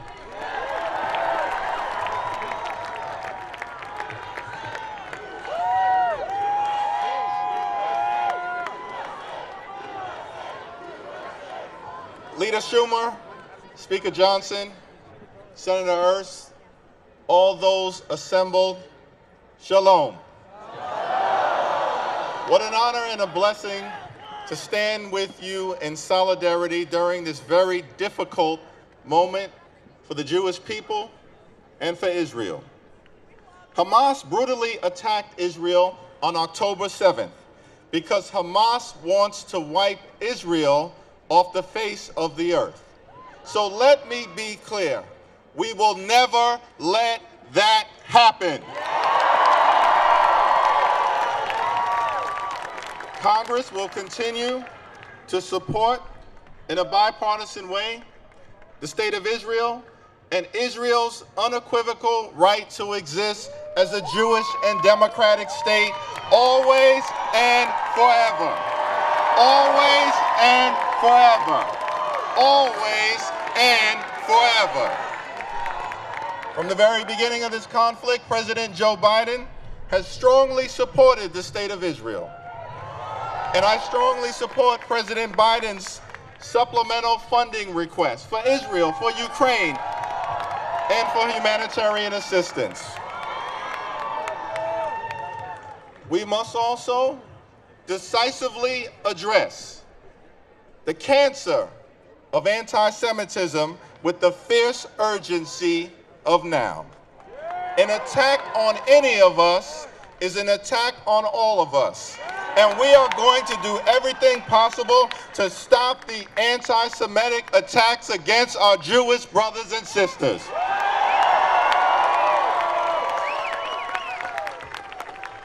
The United States and Israel have a special relationship. Our commitment to Israel's security is ironclad. And let me be clear, Israel has an absolute right to defend itself against Hamas terror.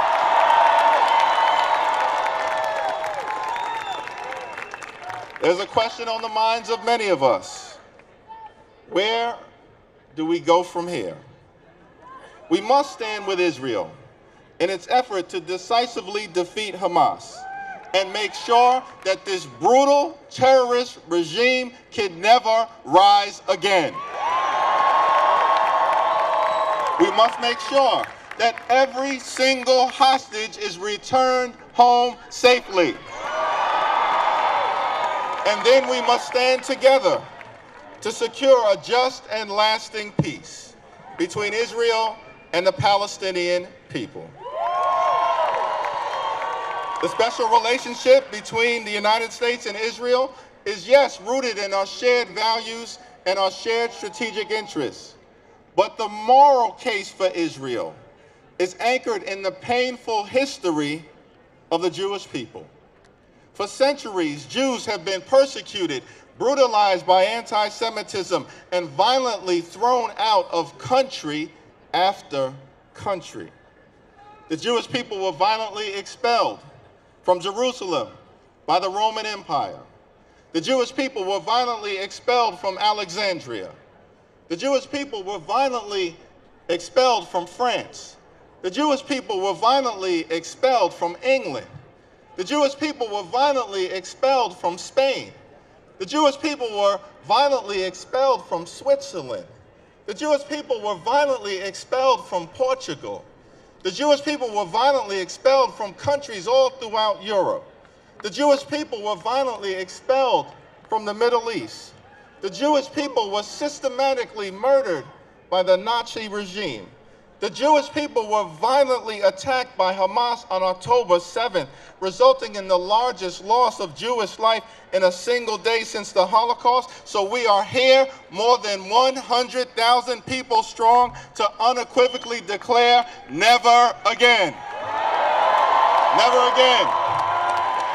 Never again. The state of Israel must always exist as a safe haven for the Jewish people. And so we stand together with the Jewish community in Israel. We stand together with the Jewish community in America. We stand together with the Jewish community all throughout the world. We stand together in the effort to crush anti-Semitism. We stand together in the effort to crush anti-Jewish hate. We stand together in the effort to bring home the hostages. We stand together in the effort to make sure that America will always be a safe space for the Jewish community in every single zip code. God bless the hostages. God bless Israel. God bless the United States of America.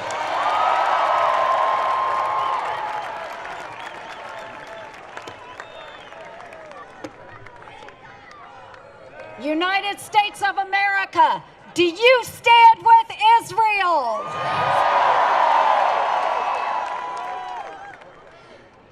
Folks, I am here today as a longtime friend and staunch supporter of our greatest partner in the Middle East, Israel. In December 2014, before I was even sworn in to the United States Senate, I visited Kibbutz Nir Oz in southern Israel by the Gaza border, one of the kibbutzim that was hit the hardest by Hamas on October 7th. Israel and her people hold a very special place in my heart. I want to thank each and every one of you for being here to show your unwavering support for our Jewish brothers and sisters. What Iran-backed Hamas perpetrated on October 7th was pure evil, and those monsters deserve nothing short of complete and total destruction.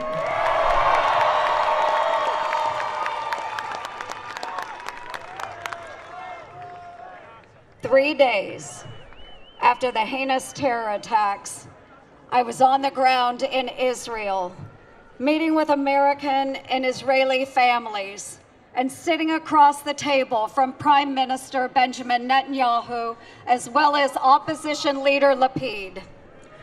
We heard from a father who rushed over from the funeral of his son's 18-year-old best friend, who had just been brutally murdered at the hands of Hamas. We spoke with the family of an 80-year-old father of 5, a peace activist who drove Palestinian children to doctor's appointments, who was kidnapped from his home during the invasion. With tears in their eyes, his family recounted the inhumanity of the attack, the destruction of their home, and ultimately the death of their brother while he was valiantly defending their home and family. In every meeting, the message was abundantly clear. Do not let the United States cower when the world starts to. Stand steadfastly in your solidarity.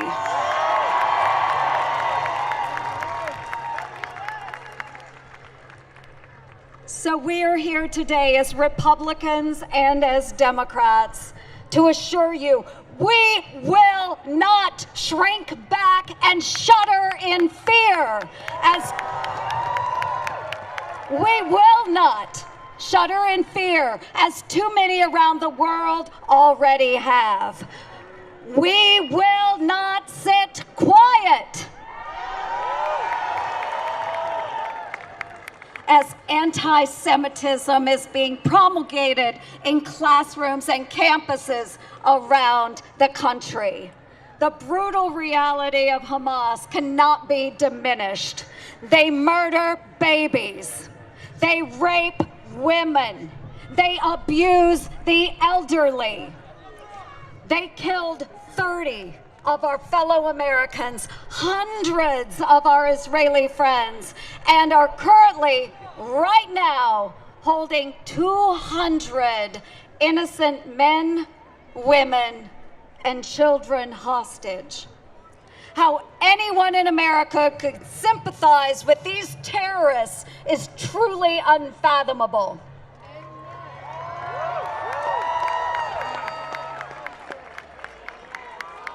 Friends, there should not be a shred of anti-Semitism in our country. Not now, not ever.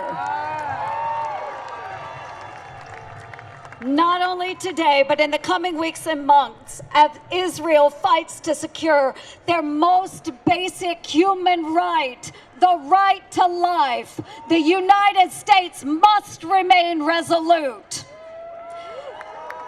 In the Senate, we will continue to stand shoulder to shoulder with all of you, our Jewish friends in Israel, the United States, and around the world. May God be with those who have lost a loved one, those who are waiting on the phone for an update about a son or daughter, those who are facing unprecedented harassment and hostility, and those whose family members bravely serving in the Middle East. And may God bless Israel.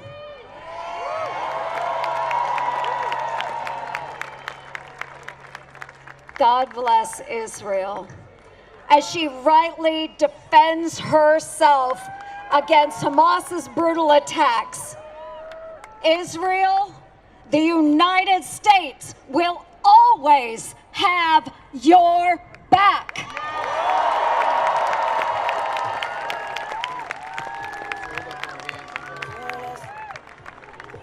We stand with Israel. We stand with Israel. We stand with Israel. We stand with Israel. We stand with Israel.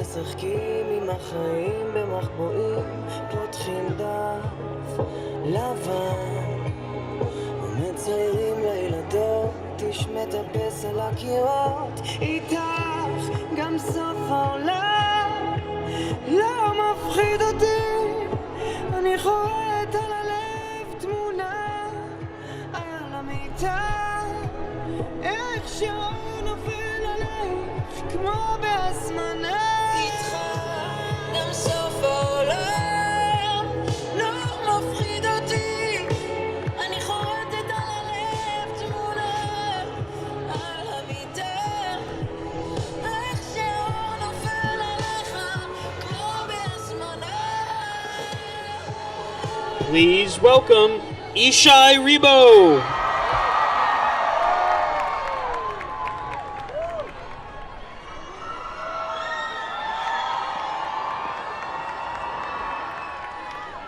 צהריים טובים, קהל יקר ואהוב. אנחנו ממש מרגישים זכות להיות כאן היום איתכם. זו הזדמנות גם לומר תודה לתמיכה הגדולה של ארצות הברית שמאפשרים את המעמד האדיר הזה. לא מובן מאליו. היום זה ראש חודש כסלו, ובראש חודש כסלו אנחנו יודעים שזה החודש שבו האור גבר על החושך. ועכשיו אני רואה מול העיניים שלי אור אין סוף. יש פה מלא אור, והוא ודאי יגבר על החושך הזה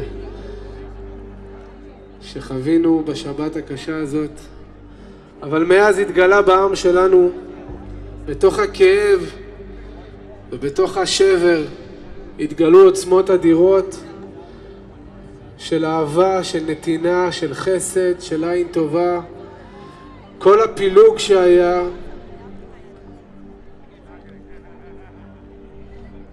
נעלם והפכנו להיות לב אחד.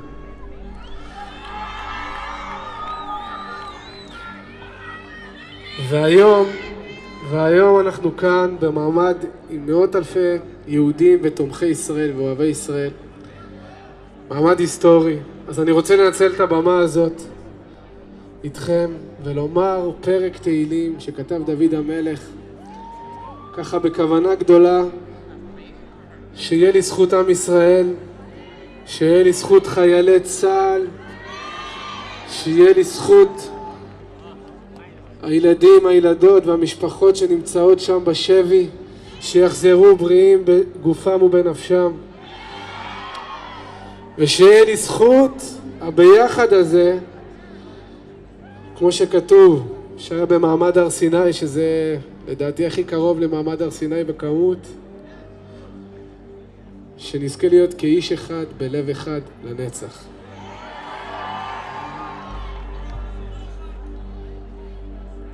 אז נגיד פסוק ואתם תחזרו אחריי. שיר המעלות אשא עיניי אל ההרים, מאין יבוא עזרי.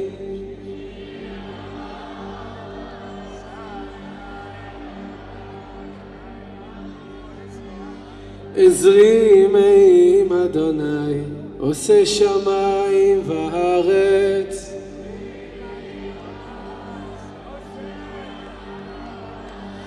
אל יתן למוט רגליך, אל ינום שומרך.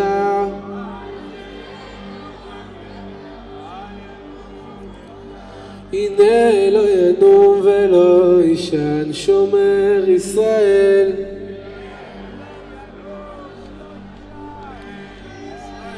אדוני שומרך, אדוני צילך על יד ימינך.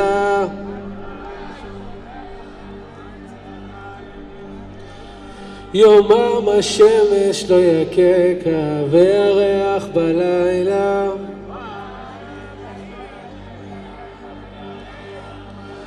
אדוני ישמורך מכל רע, ישמור את נפשך.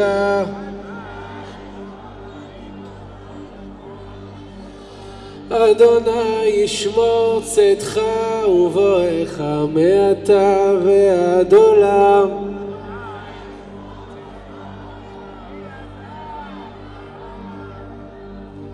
שיר למעלות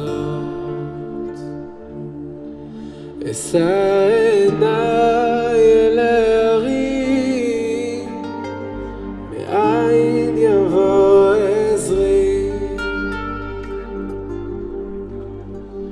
עזרי מעם השם,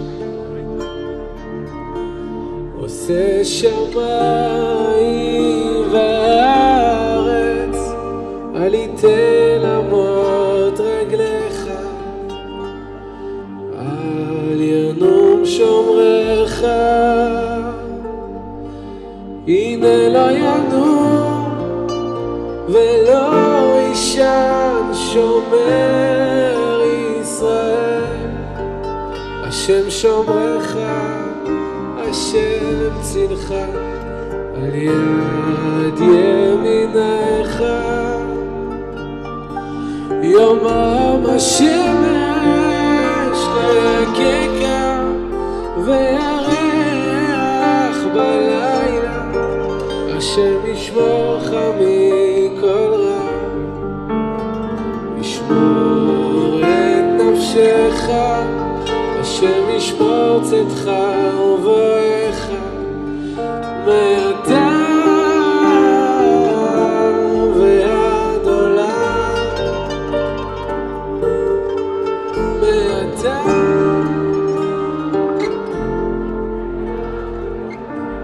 עוד אחד מעתה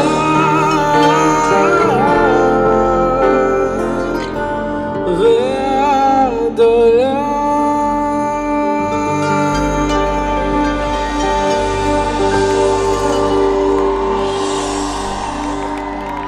השם ישמור אתכם.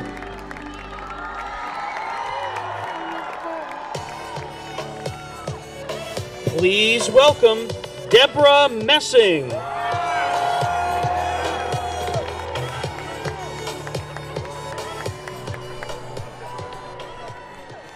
Shalom, friends. Shalom!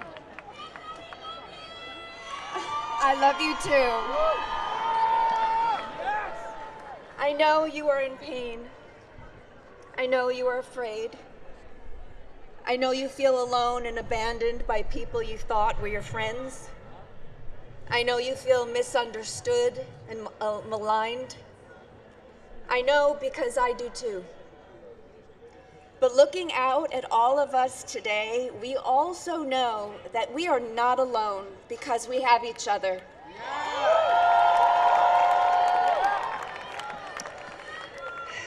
We are all being tested. A tsunami of hate has crashed down upon us, and then a deafening silence. We see clearly now. We see naked, virulent Jew hatred being disguised as a noble call for liberation, and we reject it. What does Israel's defense in response to a terrorist attack have to do with an elderly Jewish man in California killed for holding an Israeli flag? This is madness. This is terrorism. But we will win. We always have. We are strong, resilient, and devoted, and we will not lose ourselves. We will worry for our global Jewish family and also hurt for the innocent Palestinians used as human shields by Hamas. We will work to eviscerate Hamas and also pray for a free and flourishing Gaza. We will remember and work for the release of the 240 hostages as well as for the safety of the 2.2 million Gazans also held hostage by Hamas. We will pray for the success of the IDF in a war Israel did not start and did not want, but a war Israel will win. Because we must. Those who hate us deny our humanity and our right to exist. No matter. We know who we are. We know that especially in darkness, we stand united, proud, resolute, with absolute moral certitude in our light. Like our ancestors, who for 3,000 years looked hate straight in the eyes, we too will prevail. We will take care of each other. We will take care of our brothers and sisters in Israel. We will fight and we will love ferociously. Our light will shine until the darkness is defeated. Am Yisrael Chai.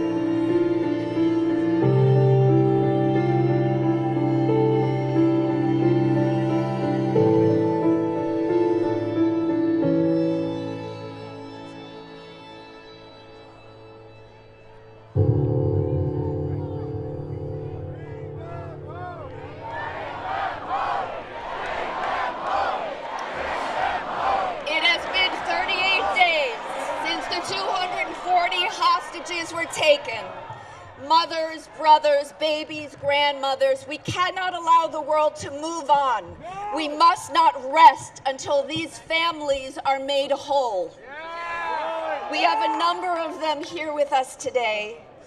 In solidarity with them, I'd like to ask you to hold up your placards, their faces, for a moment of silence.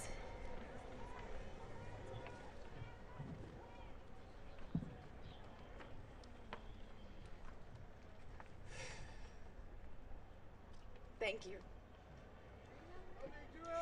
I now have the honor of introducing three family members of hostages, Orna Nutra, Ilana Zaitchik, and Rachel Goldberg. May their courage and strength inspire us all.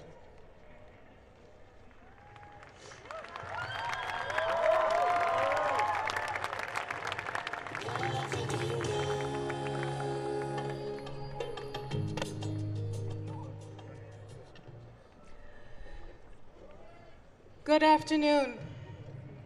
My name is Orna Nutra, and I am Omer's mom. Omer, born 1 month after 9/11, celebrated his 22nd birthday only a few weeks ago, captive by Hamas. Omer is a warm, optimistic, and people-loving person. Everywhere he goes, he immediately makes new friends. He is this big guy, 6'2", always with a smile on his face. In some ways, Omer grew up like any other kid on Long Island. He is truly a member of this wonderful Jewish community. He's crazy about sports, any sports, but he especially loves basketball. He was always a leader, whether the captain of his high school, the Schechter School of Long Island, or the regional president of his youth group, USY. He is also a dual citizen of both the United States and Israel, and was raised with a love and a passion for both of his homelands. So naturally, after graduating high school, he decided to take a gap year in Israel to connect with his roots. And the closer he grew to his new Israeli friends, the more he reflected on his own identity. As a descendant of Holocaust survivors on both sides, he understood the importance of a strong Israel. So, being the person that he is, he made the decision to join his new friends and serve in the IDF and protect the country.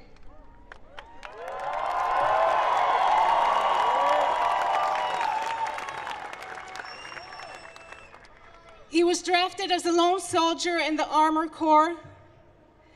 He was protecting people when he was taken by Hamas. And since then, Our lives have turned upside down. From a place of deep pain, we hold strong for you, Omer. We speak in your name tirelessly. We hope and pray and we act. And I must believe that our prayers and actions have power. Omer, you're not just my beloved son. You touch so many in deep and profound ways.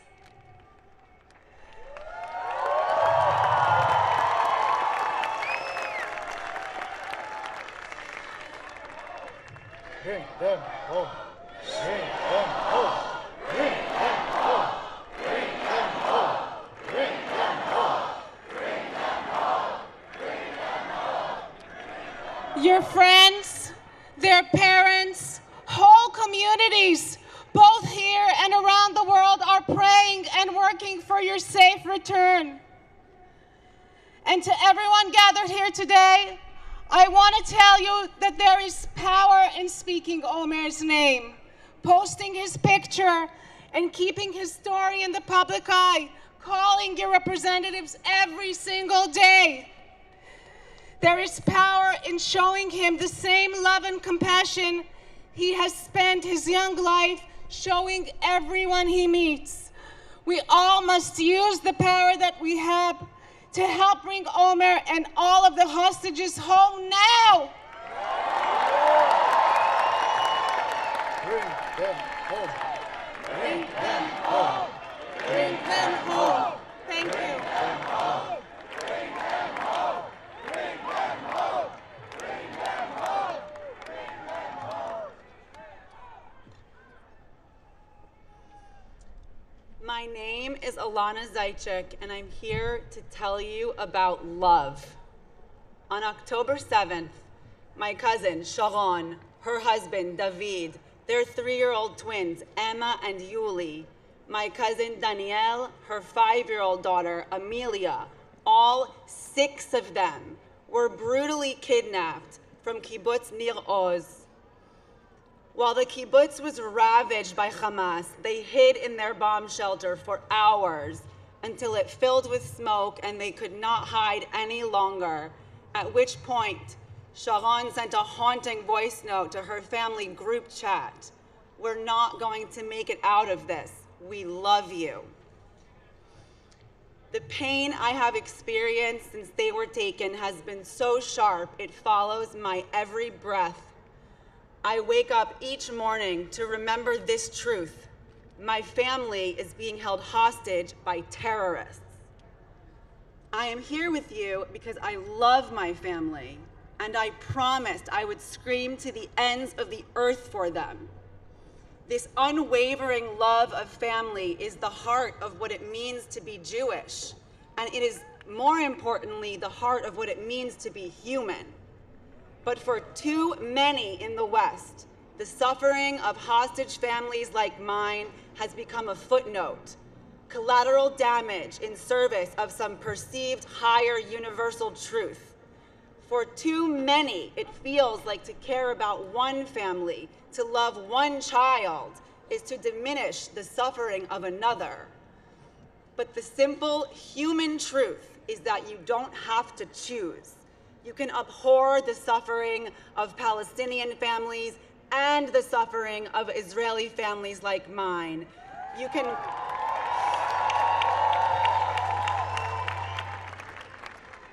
call for peace and the immediate return of the innocent men, women, and children who were violently taken from us. It doesn't need to be political to share in my grief or in the anguish that the Israeli people are feeling. To demand the release of the hostages is not an act of politics, nor is it a cry for war. It is an act of love and a cry for humanity. And love is the only thing that can repair our shattered hearts and bring us back together in the name of peace. Thank you.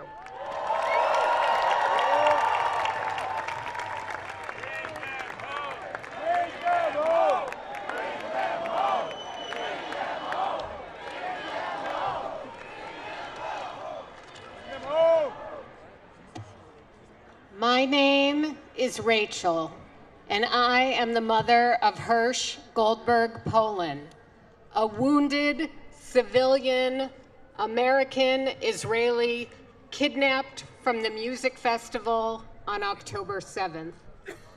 Right now, how we are living is hard to describe to you. We hostage families have lived the last 39 days in slow motion torment. For 38 nights, none of us have slept the real sleep of the before. We all have third-degree burns on our souls. Our hearts are bruised and seeping with misery. But the real soul's suffering are those of the hostages. And they want to ask everyone in the world, all the screamers, the indifferent, the experts, the academics, the knowledgeable, the passives, the perfectly outraged, the righteous, the indignant, the haters, the leaders, the lovers, every single one of us. Why? Why is the world accepting that 240 human beings from almost 30 countries have been stolen and buried alive? These children of God range in age from 9 months to 87 years. They are Christians, Muslims, Jews, Buddhists, and Hindu. Why are they being left underground in the dirt? Abigail Moore Edan is 3 years old.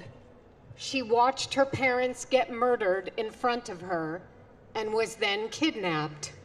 And she would like me to ask the world, why are you letting her stay in the dark, in her trauma, buried in the earth's crust? And Joshua Molel, who is a Tanzanian African graduate student studying agribusiness, would like for me to ask you why somehow his life actually doesn't matter. The world must prepare what we will say to them. There was a Christian German who hid Jews during the Holocaust, and he was asked why he did such a heroic and dangerous act. His answer was simple.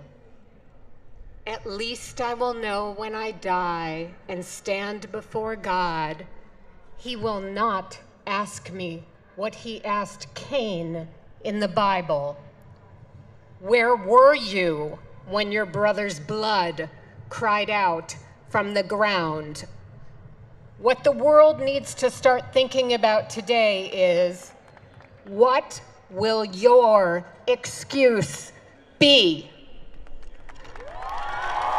Bring them home now. Bring them home now.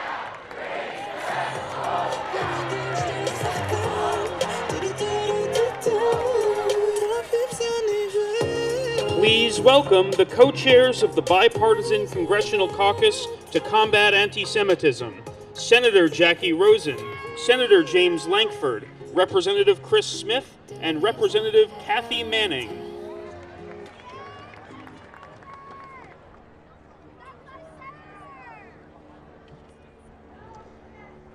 Please join us now as we recite a prayer for the hostages.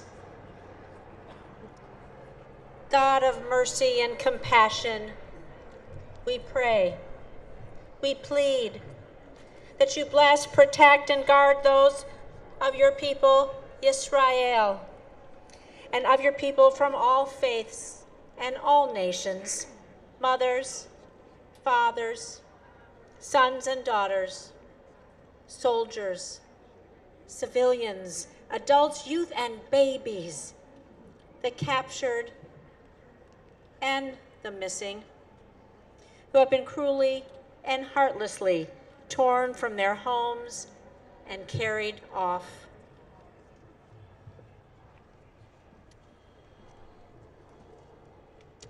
May God have compassion on them and bring them out from darkness and the shadow of death. May God break their bonds, deliver them from their distress, and bring them swiftly back to their families' embrace. As we read in the words of the prophet Jeremiah, restrain your voice from weeping and your eyes from tears, for your work will be rewarded, declares the Lord. They will return from the land of the enemy. And so we pray before you, O God of redemption, fulfill speedily the words of Genesis. Quote, "Here I am with you. I will watch over you wherever you go, and will bring you back to this land. Indeed, I will not leave you until I have done what I have said to you." May the Holy One do all that must be done, so that relief, rescue, and long life may be the lot of every one of the civilians and the soldiers who have been taken captive. We pray in the words of the 130th Psalm, Shir Hama'alot Mima'akim Karaticha Adonai. Out of the depths have we called you, O Lord. O Lord, hear our voices. Be attentive to our supplications, and let us say together, Amen. Amen.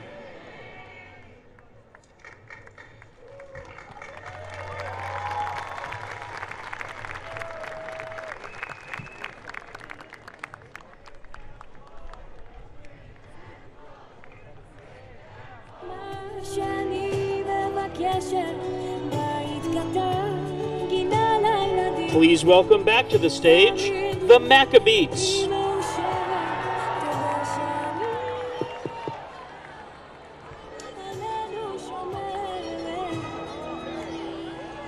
We ask that everyone please join us in singing this prayer for our brothers and sisters in Israel, Achenu Kol Beit Yisrael. Let's have our voices be heard.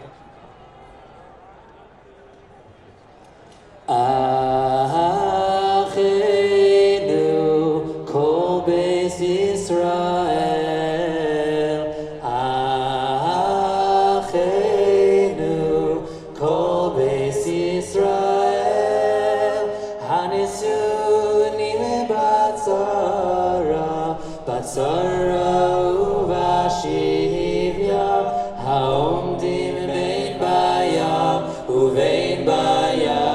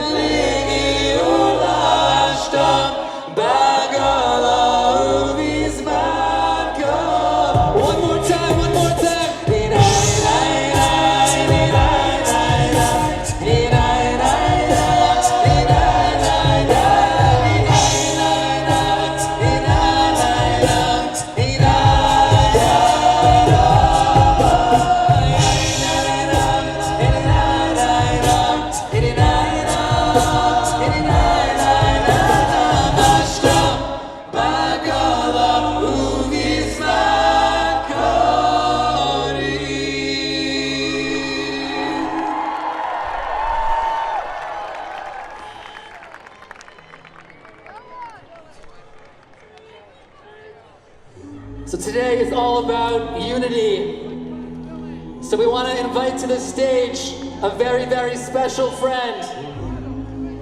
Everyone, please give it up for Matisyahu.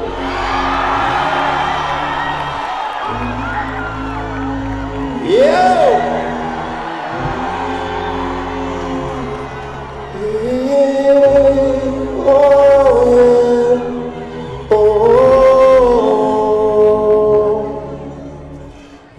Sometimes I lay under the moon and I thank God I'm breathing. And then I pray, don't take me soon. I am here for a reason. Sometimes in my tears I drown, but I never let it get me down. So when negativity surrounds, I know someday it'll all turn around because my life I've been waiting for, I've been praying for the people to say, we don't wanna fight no more, there'll be no more war, and our children will play. One day, one day, one day, oh, one day, one day, one day. It's not about win or lose. We can lose when they feed on the soul of that innocent blood-drenched baby. Keep on moving though the water's raging. And in this maze you can lose your way. Your way, it might drive you crazy, but don't let it phase you no way. No way. Sometimes in my tears I drown, but I never let it get me down. Washington, D.C., let me hear you.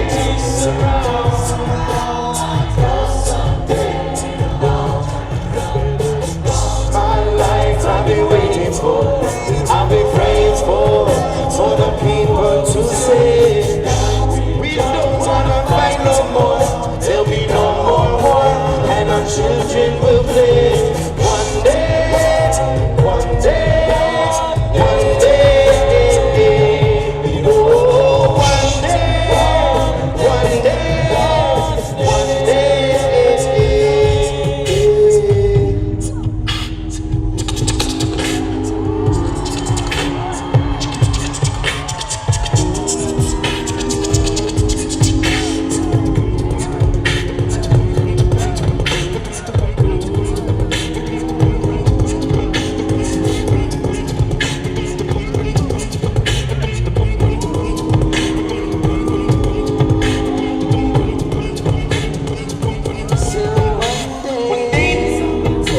Treat people the same, stop with the violence. One day we'll all be free and run to be.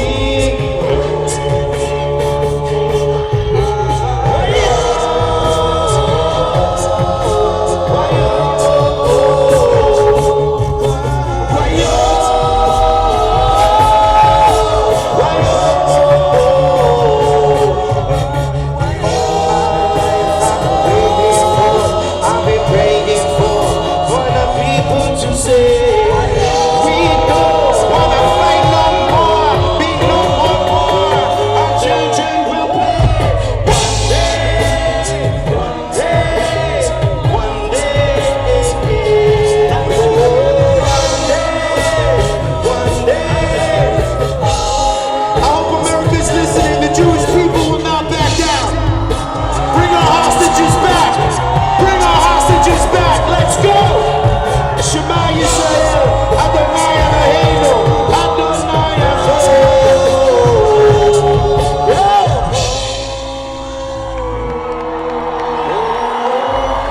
What a beautiful thing to see you all here, everybody together. The world has no idea how the Jews come together. Let's go!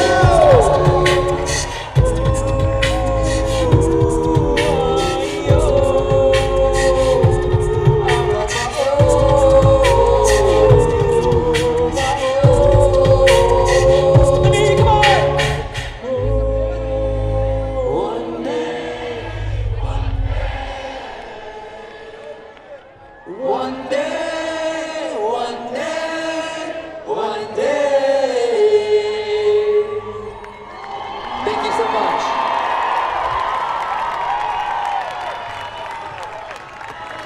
Please welcome Israel's ambassador to the United States, Michael Herzog.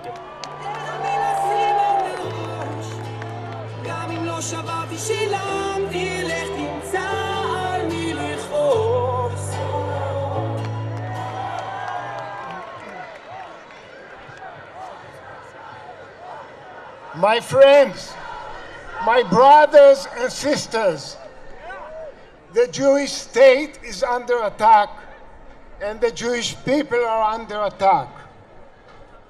And think that nothing has changed. However, things have changed. More than 40 years ago, I joined forces with an Orthodox rabbi, Rabbi Scheinberg, to bring Christians and Jews together in mutual love and respect. We stood shoulder to shoulder and we made this declaration. If a line has to be drawn, then draw that line around both Christians and Jews. We are one. We are one. We are one.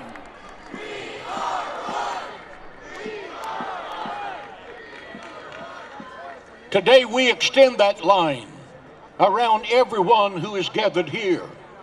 We must all stand united with one voice and boldly declare over and over, Israel, you are not alone. After the October 7th massacre, we must all make choices.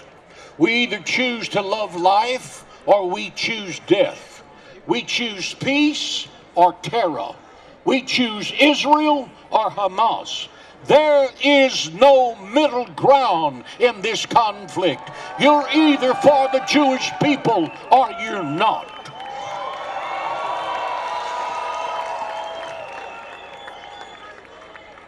Look at history. From Pharaoh to Haman to Hitler, all of these anti-Semitic cowards are remembered only for their failed attempt to destroy God's chosen people. And Hamas is going to suffer the same fate. To Israel's enemies, making threats against Israel is nothing more than a self-fulfilling prophecy about yourself. When you speak of Israel passing away with a sudden storm, you're only speaking of your own demise. Where are the nations that have persecuted the Jewish people? They are historic footnotes in the boneyard of human history.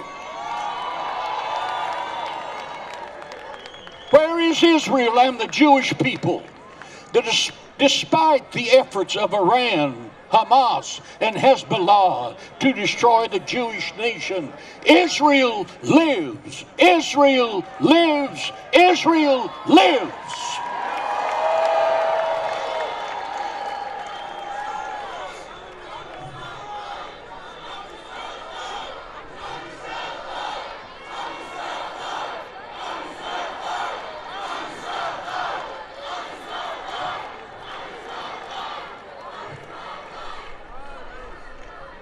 Israel may be shaken, but she is not shattered. The God of Abraham, Isaac, and Jacob guarantees Israel's deliverance will come, as proclaimed every year during Passover. It says, in every generation they rise against Israel to destroy it. And the Holy One, blessed be He, saves Israel from their hands. The Bible says, he that keepeth Israel neither slumbers nor sleeps. To those who seek to justify the slaughter of Israelis by demonizing the Jewish state, Israel is not merely a state. When millions of Zionists mention Israel, they don't just mean the only freedom-loving democracy. Israel is this and more. Israel is the apple of God's eye. Israel is the shining city on the hill. Israel says, God says of Israel, Israel is my firstborn son.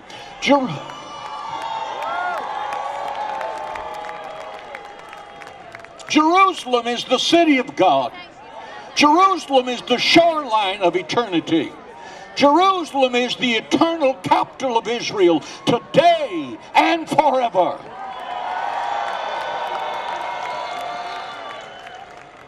There is only one nation whose flag will fly over the ancient walls of the sacred city of Jerusalem. That nation is Israel, now and forever.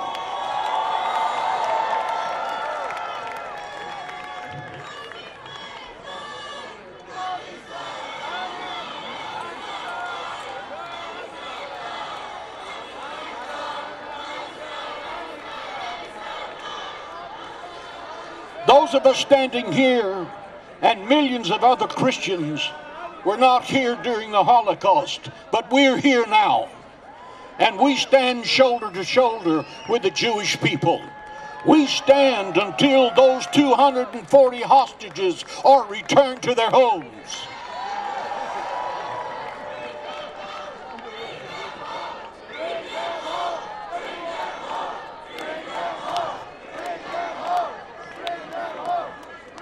For where there is unity, God Almighty will command His blessings. When America was attacked in World War II, victory was our only aim, and Israel should be afforded that same opportunity. For history has shown that without victory, there is no survival.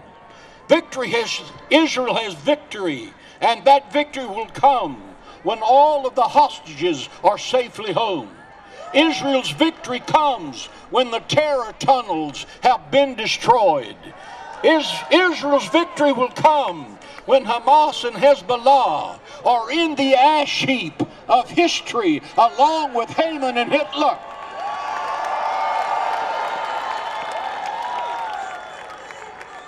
There is no substitute for victory. May God bless Israel. May God bless the United States of America. May God bless the Jewish people. And may God bless all who have gathered here today until we overcome the tyranny of the Middle East. Israel, you are not alone today, tomorrow, and forever. God bless the Jewish state.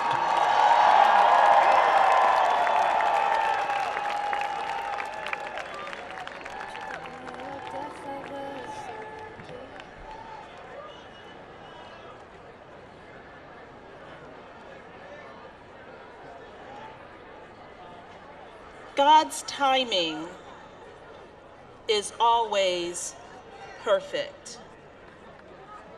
For about 6 months, Rabbi Ari Berman, Yeshiva's president, and I have been trying to meet regarding partnerships with Dillard University's revived National Center for Black-Jewish Relations. We finally connected on October 11th when Rabbi Berman just returned from Israel. His heart was heavy, and I said to him, the Bible says that the Jewish people won when Moses held his arms up. But who was holding Moses's arms? It was Aaron and Hur. Let us be your Aaron and Hur. Lean on us.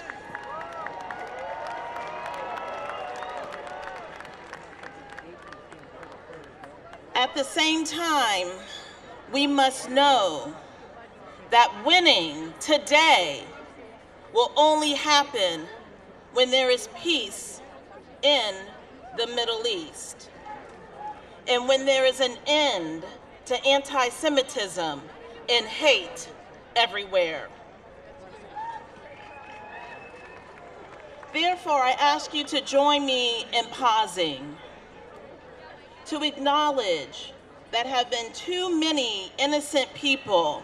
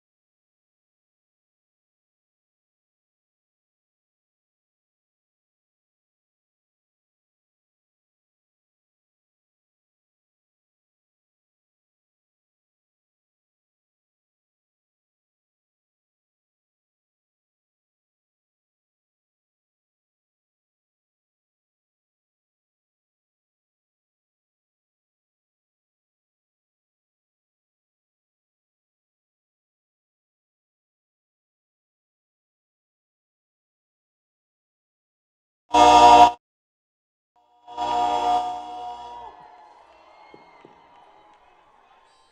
everybody. There's time for one more song. We made it this far. Everybody, please, please sing along with us as loud as you possibly can. We want to hear each and every one of you. Am Yisrael Chai. Am Yisrael Chai. Am Yisrael. Am Yisrael. Am Yisrael Chai. Od Avinu Chai. Od Avinu Chai. Od Avinu. Od Avinu. Od Avinu Chai. Am Yisrael, Am Yisrael, Am Yisrael Chai. Am Yisrael, Am Yisrael, Am Yisrael Chai. Am Yisrael, Am Yisrael, Am Yisrael Chai. Am Yisrael, Am Yisrael. Let's hear you, come on, let's go. Od Avinu Chai. Od Avinu Chai. Od Avinu, Od Avinu, Od Avinu Chai. Od Avinu Chai. Od Avinu Chai. Od Avinu. Louder, louder, let's go. Am Yisrael, Am Yisrael, Am Yisrael Chai. Am Yisrael, Am Yisrael, Am Yisrael Chai.